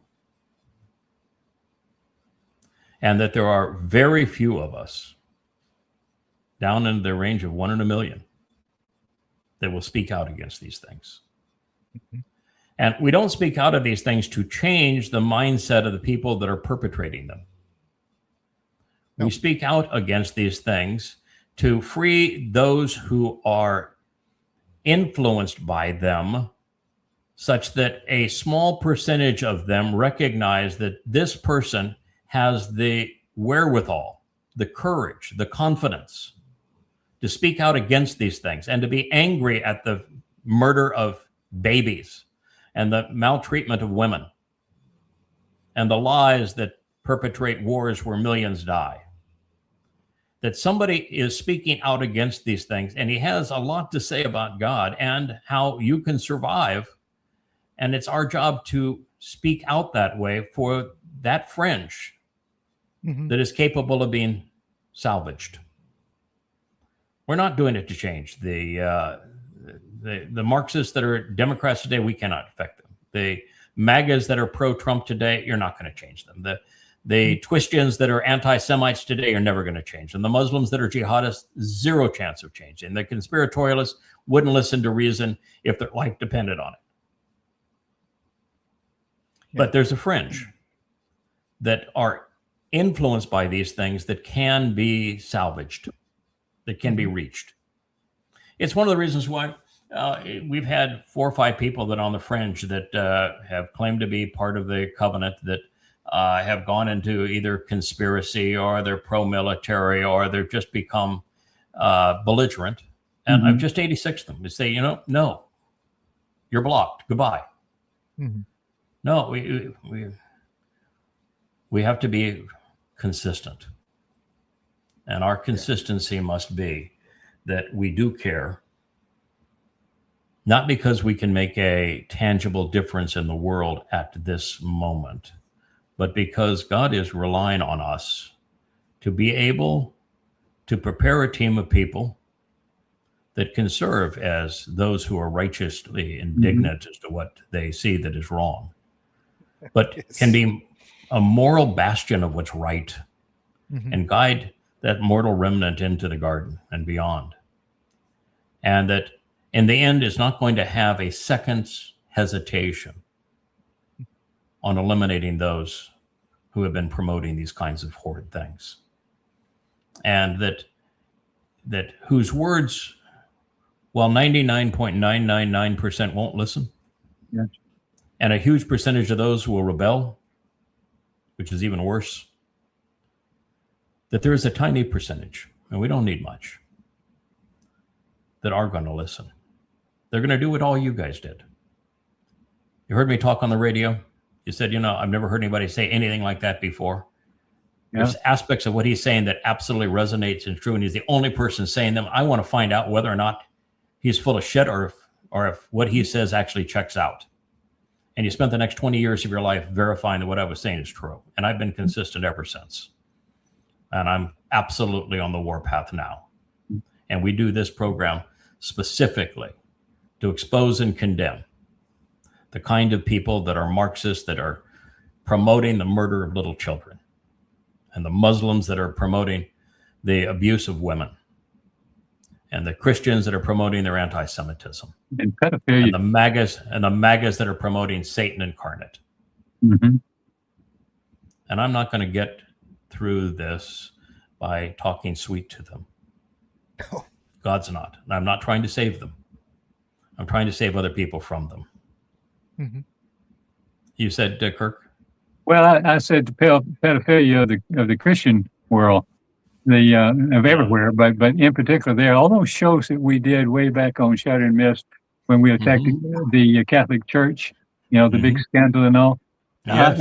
Every time we did it, I wanted to throw up before we started or afterwards or during. Yeah. And but I was really proud of you because in the middle of the show, I wrote some notes down. And if you'll give me the floor for just a couple minutes, maybe or less. I wrote down, this is amazing body of work I've noticed for now over 20 years. And in that you're able to not only declare things and prove it, then prove it even more. You're the most overproved. Yeah. How many more proofs how many footnotes do you want to go look up? And I'm just 4,200 pages on Islam. Yeah. 800, 3,500 on Christianity. Okay, Yeah. so I put 10,000 nails in both coffins. But even more so in like the Christianity thing. You did something I have never seen, and I've thought about since I moved to California in '73 or '4, whenever it was. I was interested in the Dead Sea Scrolls, and I was wondering when somebody was going to finally figure this out, because I knew then that this is the key. And I was looking the other day and on our site, and I'm just reading every verse. There's the Dead Sea Scrolls, and there's the ones that corroborate this and that. And I'm just going, it just freaked me out. And I'm going, this is the greatest thing I've ever seen, because it's all there. Now, I'd already seen it, but sometimes it just hits you the second, third, fourth, fifth time. But you with logic and reason and your acumen to your abilities are just, and listen, I know you're my pal, and I would brag about you anyway. But this is a really good brag, because I think y'all will put it in my heart. I listen to y'all shows for you and Kevin, and I just go, wow, y'all are great together. And this thing that you prove in the books, I'm just so overwhelmed. And I know this only that tiny a group, because I've lost all of my family. I've lost 99% of any old friend I had. I don't expect to see them. I'm sad for them, but in a way. But if you don't see this and you can't logically come to that conclusion, my God, this is a gift of all the centuries right here. And I'm just We've I'm never had overwhelmed. it for a quarter century. Yeah.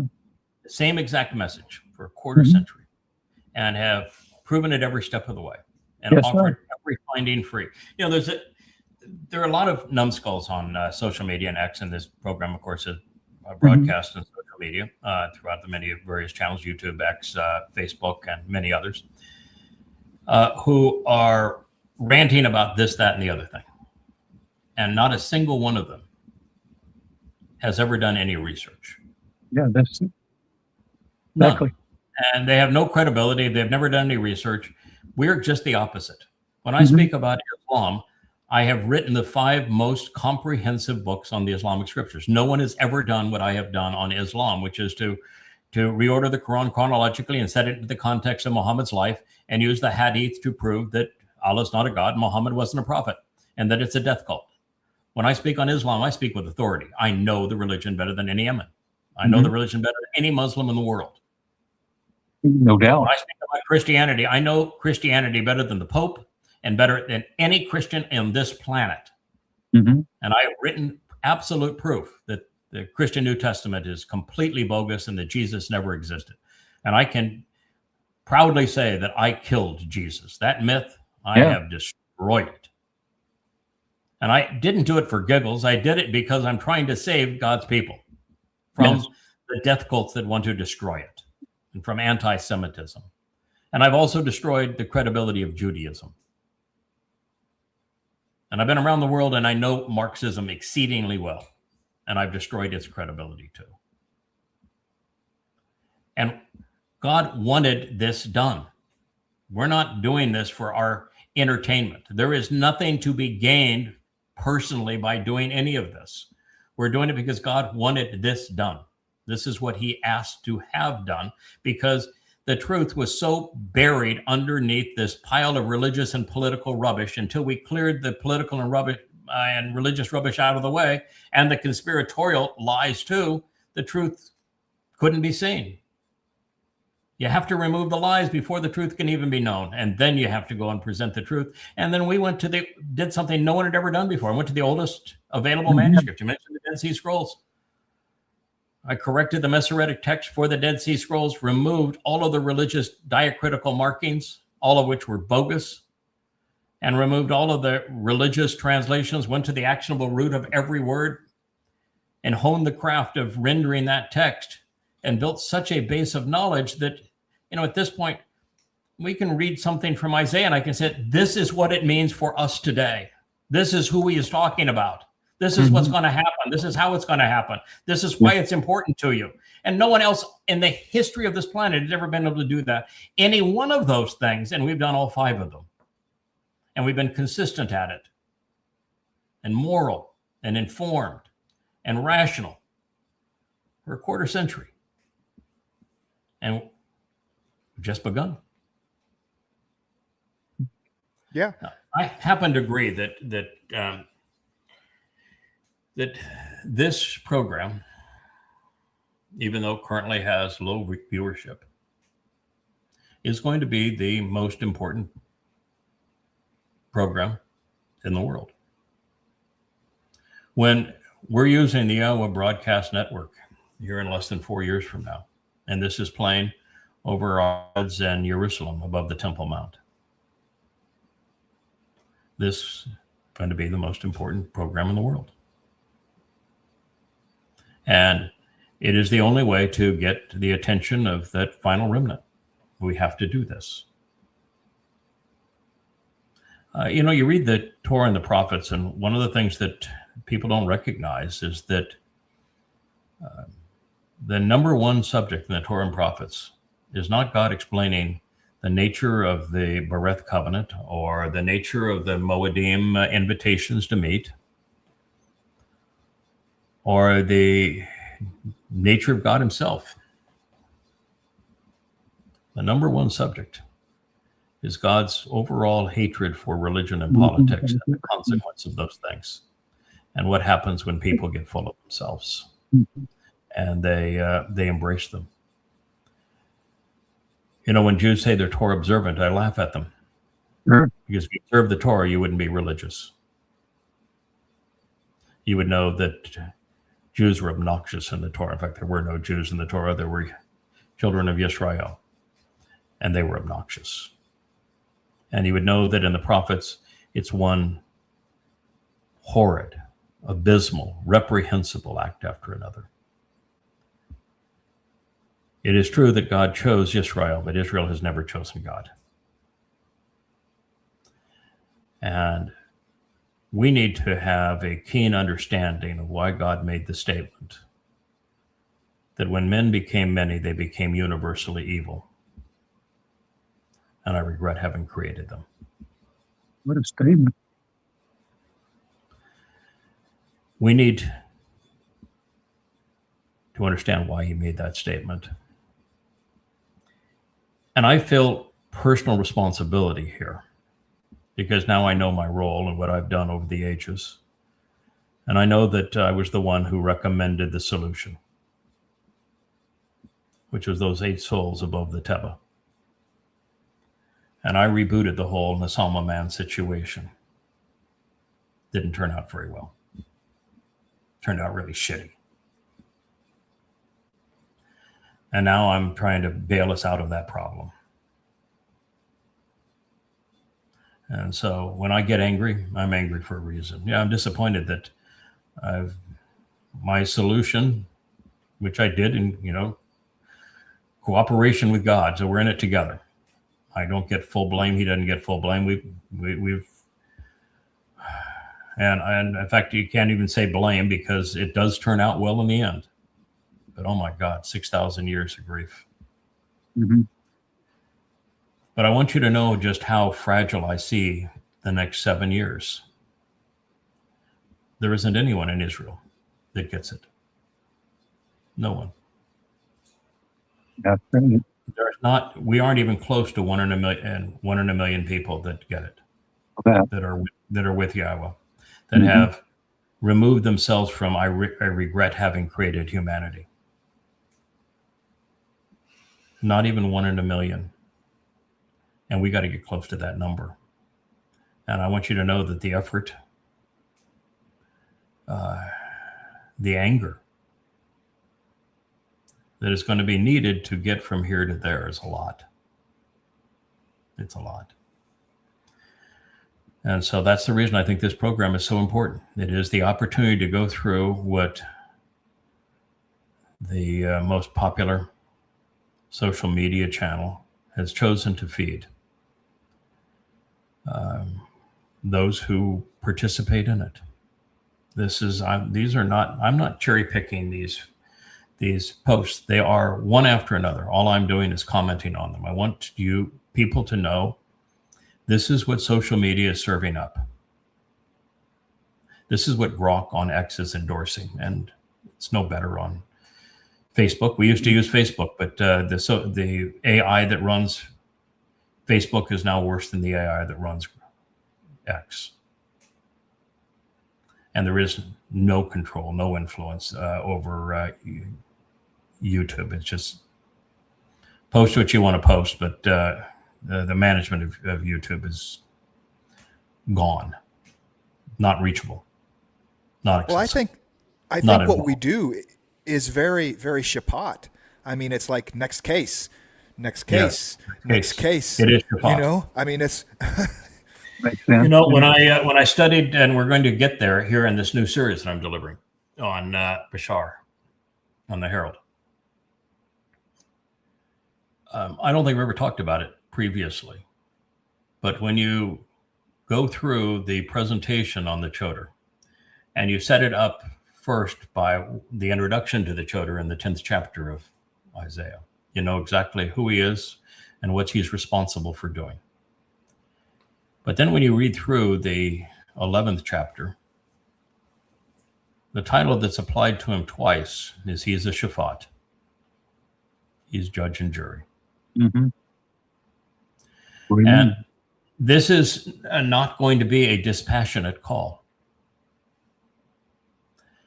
One of the things that we have learned about the Hebrew language is that hey ending at the end, which is the man standing up and reaching up, when it's put at the end of the word, like Adam becomes Adamra, para becomes para. When a masculine individual is given a title that has that hey ending, then he is the blend of the best of men and women. He is rational and emotional. And God is as well. Yeah. Yahweh. Yeah, he is as well. And we need to be cognizant of that. To be really fully human, you can't just be cerebral. You also have to be emotional. And in this process, at this time, it's a lot of both. So then the "wa" is well placed in his name, right? Because his Yes, it is. wow, I never saw Yeah, that. it is. Wow, Yeah, it cool. is. I mentioned something in a one of these programs a couple of days ago that somebody had issue with.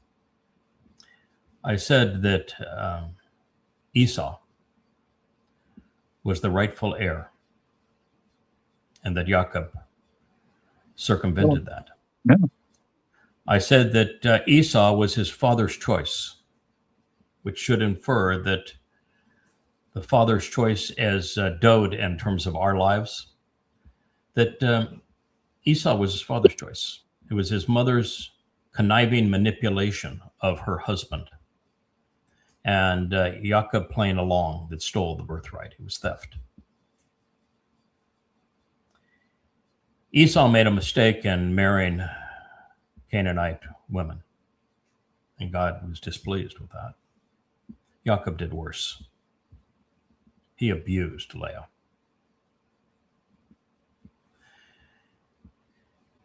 And so what I have said is that by Yahweh returning to the man from Edom,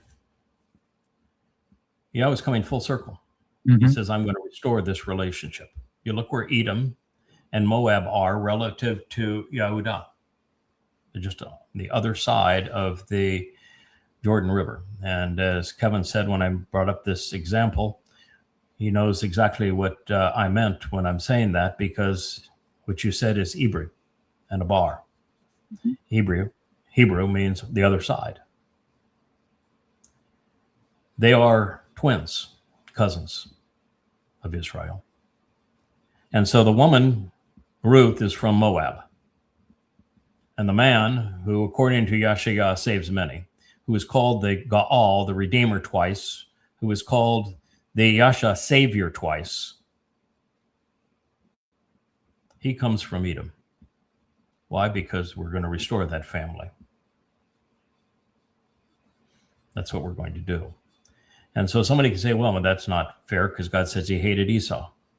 How many times did God say he hated Israel?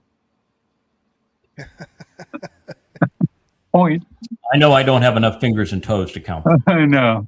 Like, we don't have enough fingers and toes, we counted all of us. You can't even do it with my hair. Ultimately, God's going to accept them back when they return, isn't he? Yes. What did God call Jacob? A worm. Worm. A worm. A toeba. And that worm is a really disgusting worm. That's the worm that created the color that the Romans wore. Yeah. That's the worm that is thrown into the 22nd fire when Elia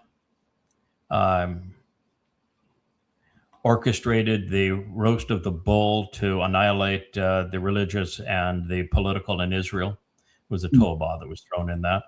You know what the thrown in when the Adamah Parah is incinerated? It's a toba. We're going to incinerate the worm that was Jacob. The worm that is Jacob is incinerated to solve this fractured family. Because Jacob was a scumbag. Reconciliation isn't just for Israel. That is correct. So Yahweh is emotional and he is rational. He emotionally got mad at Esau for what he did, but Esau was cheated. Mm-hmm. And ultimately, Yahweh was going to resolve the fractured family of Israel by a woman from Moab and a man from Edom. And he says it as clearly as words allow. It's the man from Edom that's going to save many in the end. He is the savior of Israel. So all of that, you have to recognize that all plays into the same picture. You can't just say, well, there's one line here. I don't know how to deal with that. You've got to understand the good and the bad. And that's why you've got to take Yahweh's approach, explain why he was angry at Israel, and then explain why he can embrace Israel again at the end. I can tell you why he was mad at Esau, but I can also tell you why he called Jacob a worm. And ultimately, I know that there'll be a very tiny remnant, and they're going to be neutral on Teruah, September 24th of 33. They will be neutral. Our job is to make them worthy thereafter. And the only people that are going to have value are going to be the souls of the covenant. And there are not be a lot of them. And if there were a lot, then we would have failed. We have to go back to the ark, the Teba. That's the kind of ratio we need to go back to. And that's what our job is. But we don't want to screw up, because if we aren't relentless in our pursuit of what's right, and somebody sneaks into this covenant that should not be, we got a mess. We're far better off with far fewer and not having anybody that doesn't belong than we are in more with people that are sketchy. And that's why I want to be resolute. I'm not compromising on any of this. The world's in for a horrible ride these next 7 years. And we have a tremendous responsibility, and we're going to get it done, but we're up against it. We're outnumbered more than 1,000,000 to 1.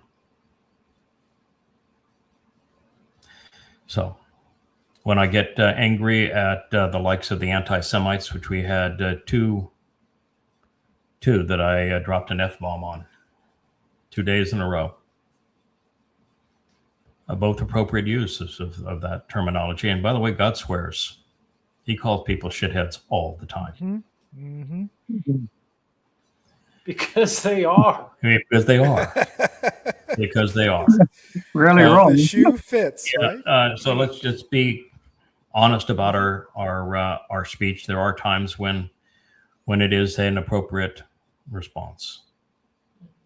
And we are going to be relentless against anti-Semites. Well, we're also relentless against the government of Israel because they're dead wrong. And Judaism because it's dead wrong. And Christianity and Islam and Marxism and conspiracy. We're going to attack them all. But we're going to do so with our words, and they're going to be wielded with evidence and reason, and they're going to be supported by 30,000 pages of written documentation, all that's free at yadayada.com, and a consistent history of telling the same message for 25 years. And ultimately, even now, but more visibly later, by the very hand of God. So, I expect to be ruthless when it comes to prosecuting the Marxists that thought that it was okay to have the government fund the mass murder of babies. I expect to be ruthless when it comes to exterminating those who thought it was okay to blame Jews for killing their God and creating the Holocaust as a result. I'm going to be ruthless at the Marxists that have banded with the Muslims to wipe out Israel. And my number one foe is going to be Donald Trump and the MAGAs. And I can assure you that my judgment regarding him is not going to be to send him directly to hell. I'm going to inflict 7 times retribution for everything that he did. He's going to be tortured for a very long time before he goes to hell. And to get into that mindset, because that's where we are. You just, God doesn't like people. He regrets creating people. And this job of ending up with a family for his son, which is what he wants, his son has earned it. His son proved his merit. His son now deserves to have a kingdom and a family, and we're going to provide that for him. But there's not going to be a lot of them. I can assure you of that. But we're going to provide enough that gets it done. That's where we are. So, my friend, you're probably the hardest working guy in the covenant there, Kevin. So when I point out something that is, I take a different view on it. I realize you are the hardest working guy in the covenant. You keep this family together. You are more beneficial to this family than anybody. Nobody contributes beyond what you do. Even Rich, same devotion here as well. Rich has a little benefit, and he's isolated somewhat on this island, and he only has to put up with Leia Perry and I and the fur faces, where you're kind of the glue for everybody, and you're willing to do this program with me, and I'm a tough guy to partner with. I'm outspoken, and I react strong. Think things are, I really am. Yeah. God did not pick a patsy. No, he did not. No, the idea was not, I'm going to send a dove at the end. Yeah, with that. No, we're not heck with that. And I want to make certain that our messaging is absolutely clear, unequivocal, straightforward. This is what our job is. We do care. God cares. That's why he's so regretful of having created humans. And people are making a mess. Boy, you just look at, I don't care which X post you look at, one after another, after another, after another. I wish that the world was that picture you have there with the white dog and the looking at the little girl that's sad. Yeah, and him trying to go out to play. Yeah, come on, let's go out and play. And she's being a curmudgeon. She's not very happy. And the dog is trying to say, "Come on, let's go out and play. We could go have some fun." Yeah, the world's not that simple. No. And it's unwinding quickly. We're about to have economic collapse. We're about to have world war. We're going to have environmental collapse. Speaking of environment, by the way, it's going to be iffy here this next more than a week for us. We have storms that are lined up. Unusual now. We're actually rooting for them because we went through a dry period. And so the next one is supposed to come through here. It's supposed to be a mid-range tropical storm. That's the best of all situations for us. We're going to be on the north side of it. That's the best possible place for an island that's a little dry. And we're going to get some rain and some blustery conditions. And there's one following that one, and there's one following that one. And so we're going to have some stormy days, and we communicate here by satellite, and we generate most of our power with solar, but solar doesn't work when it's clouds in the sky. Cloudy. So, we may not get in every show over the next week or so. So if we don't, you'll understand that, that's what we're up against. So I apologize, Kevin, if I came a little strong, but absolutely not. No. There's no apology needed. We're all grown-ups here, right? This is what we do. We discuss. So it's Yes, we make important points, and I want it known that when it comes to abortion, that it's a very complicated issue, and everybody ought to be both pro-life and pro-choice, and that they ought to understand what the issues really are and speak honestly about it, particularly as you go into the third trimester. And at that point, there is no justification. It's murder. And a society that justifies killing innocent children, or a society that justifies oppressing women, as is the case with Islam, or a society that accepts the demonization of Jews, blaming them for killing a mythical god. That's not acceptable. And it's not just oh, shame on you. You shouldn't do that. I really wish you wouldn't do that. No, I hate you for doing that. Mm-hmm. And I understand that emotion can empower and debilitate. And so what you were talking about, Kevin, is the fact that you once suffered from an addiction.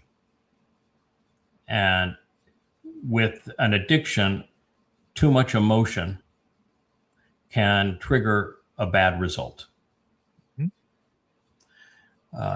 I've been around a number of addictions. I think I have an addictive personality. The reason I, never did cigarettes, alcohol, or tobacco. I want to be or a alcohol, pilot. I want to be a shipboat captain. or any drug, is because I had hobbies that precluded being able to.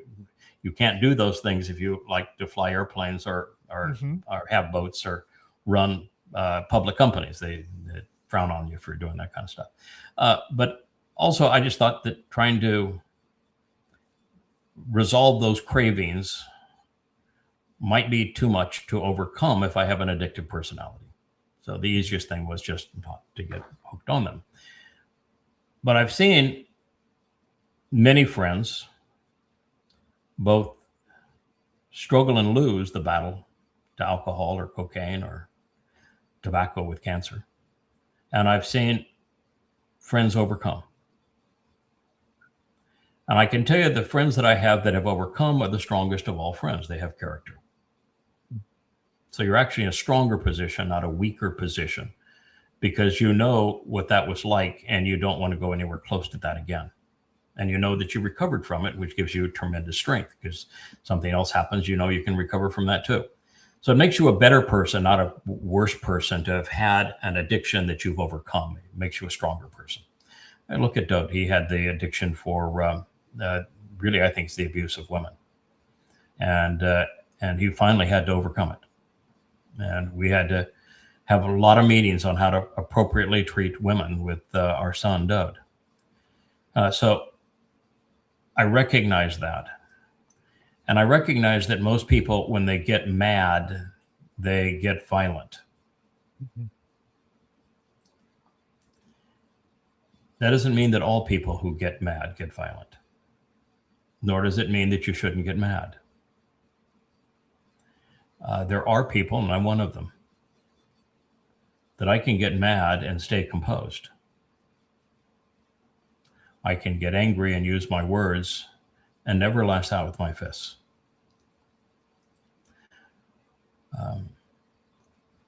And I don't know fear, so I'll never duck. I'll never back away from a fight, ever. I think God is in that same general mindset that I'm in. That being angry is an adjunct to him being in control. He doesn't lose control when he's angry. He's more in control of himself. I'm not talking about control of others by being angry, which you're talking about. You lose control of yourself. Mm-hmm. The angrier I get, the more control I have of myself. The more every fiber of my body is focused on what is the job that we need to get done here and how we're going to get it done. I think God's very much the same way. Now, that's not for everybody. You know, we have different rules in this family. You've got to have a unifier, somebody that can bring everybody together, that can work with everybody, and that people are comfortable going to. And I ain't that guy. But you are. Kirk is. Kirk is that guy. Yeah. Everybody loves Kirk. Everybody loves Kirk. And and you're that guy, Kevin. And you got to have that guy. So when I express myself, it's not to say you should be any different. You are exactly what this covenant family needs you to be. Mm-hmm. Yep. But I'm also who the covenant family needs me to be. Oh, absolutely. Yeah, you look back to the sons of Korah, right? I mean, that wasn't an impulsive thing. From a human standpoint, it seems like an impulse. Oh, well, God was just angry and just dump them in a pit, right? No, that's not what happened. No. You know, is it, folks, this stuff isn't tolerated. You know? Yeah, the stuff isn't tolerated. What he did with the making of the golden calf, what he did at the rebellion against Moshe, what he did with the liars who were the spies going into the promised land. Mm-hmm. No, what he did when he said, you know, you don't deserve to have the house of God to Israel and let the Babylonians come in and destroy it. Mm-hmm. You don't deserve to live in this land. He step aside and let the Romans come in and haul them out. You don't deserve this. God was in perfect control of himself. Mm-hmm. He knew what he was doing. He explained what he was doing, told us the consequence of it, why it was necessary. You know, tough love. And Israel is not going to be responsive to olive branches. No. Too much ego. Too much belligerence. They're just not. Mm-hmm. And of course, they turn away when it's a goy speaking to them, even though they know the prophecies of the Nakar, observant foreigner. They know the prophecies of the man from Edom, and the most important prophecies in the prophets pursuant to this time. Far more than the things that are said about a coming Messiah, because there are no prophecies on a coming Messiah. But there sure is hell a lot of them on the Nakar and the Chodar and the man from Edom. And they don't want to deal with them because they don't want to have to deal with what they have done to erase God's name and to defame his beloved son. Well, I do want to deal with them. And I'm not going to be nice about it because what they've done isn't nice. So that's how it's going to play out. It's not going to change much over the next 7 years. It's going to be exactly the same tone, same approach. We'll have quiet times where we'll have powerful learning experiences for the covenant family. And we'll have loud exchanges to demean everything that's going wrong in the world. I think it's the best we can do. Oh, well, thank you. Hey, look. Thank you, Wook. He says, okay, Dad, I love you. I don't know about these others out there, but Right? oh my. All right. Well, that's a pretty intense ending to a program. So I thank you This is a for great show. and doing that. Thank you, my friend Kirk, for Glad to be here. being a part of this. But we've been together for 20 years and almost as long with Kevin and with Kirk. I did have a chance to listen to Perry's narrative last night, and he's been around for about 18, 19 years, going back a long time. Man still on a quest to find the first fallacy. If we ever find the fallacy, we know he's out of here. So, He's gone. yeah. Yeah. Packing he's up in my beast and going home. He is an interesting position now because I'm a completely open book. So if I run into a question, I'm going to express that question openly in the middle of, we're having breakfast together. I said, like Zachariah, when I realized that the two trees are not the two witnesses. And so I said, we can't use that to say there's two witnesses. You can't use Revelation to say there's two witnesses. So how do you know there's two witnesses? So when I came into breakfast, I said, so I've just destroyed the idea that those two trees that around the either side of the menorah are the two witnesses. They're the two trees. That's why they're called the two trees. That's why the messenger to Zechariah kept on saying, how come you don't know that these are the two trees? There's really nothing hidden about this. They are the two trees. So that means the tree of knowledge and the tree of lives. So then said, so we need to find where do you go to find the witness that partners with Elia, because we know that Elia is going to be there. And so the first thing I looked up is in Yeshaya 62, which leads to the man from Edom. And it's the place where it talks about, I'm going to put my witnesses on the wall. And then let me tell you about these witnesses that I'm going to put on the wall. Well, I'm not going to tell you about my witnesses I'm going to put on the wall. I'm going to tell you about the one witness. There'll be more than one witness on that wall. But I'm going to tell you about the one. And he calls him, well, there's 24 informative titles and 17 statements. Yes, and not a single one of them is Wookiee. No collab there, huh? Yeah, boy, I'll tell you what, you'll be amazed by what is revealed there. And we'll have a ball as we go through that material, because it really is interesting stuff. But, to be a guy like Perry and be here and see it just go on every day and the intensity of it, Rich is just like, your eyes just, to wake up every day. And there's going to be something extraordinary that we're going to learn today, and be something extraordinary tomorrow. And all it's going to do is reinforce the whole picture. And it'll just be another layer and another layer of what is already a beautiful metaphor and a wonderful story well told. And we're running out of time. We are. Well, we are and we're not. We're running out of time. Yeah, we're running out of time on this section here, which ends in this side in 9 to 10 months. So we are a little lean on time for this one. But then we come back well invigorated and well supported, and we have 3.5 years, 1,250 days, which we now know are day and night over that period of time. But fortunately, it is a team. It's specifically stated twice that there are the companions and the compatriots of this witness in the end, and that they team up together. And they're the lovers of Yahudah that work in cooperation with this man. And their instruction is from Yahweh, don't ever let him stop.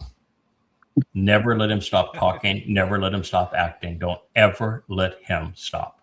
Can we butt in once in a while? Yeah, well, that's and that is the way that you do it. Oh, okay. Mhm. Yes, because nobody can talk 24/7 for 1,250 days. Mhm. The way that you do it is the way that we do it with the family page right now.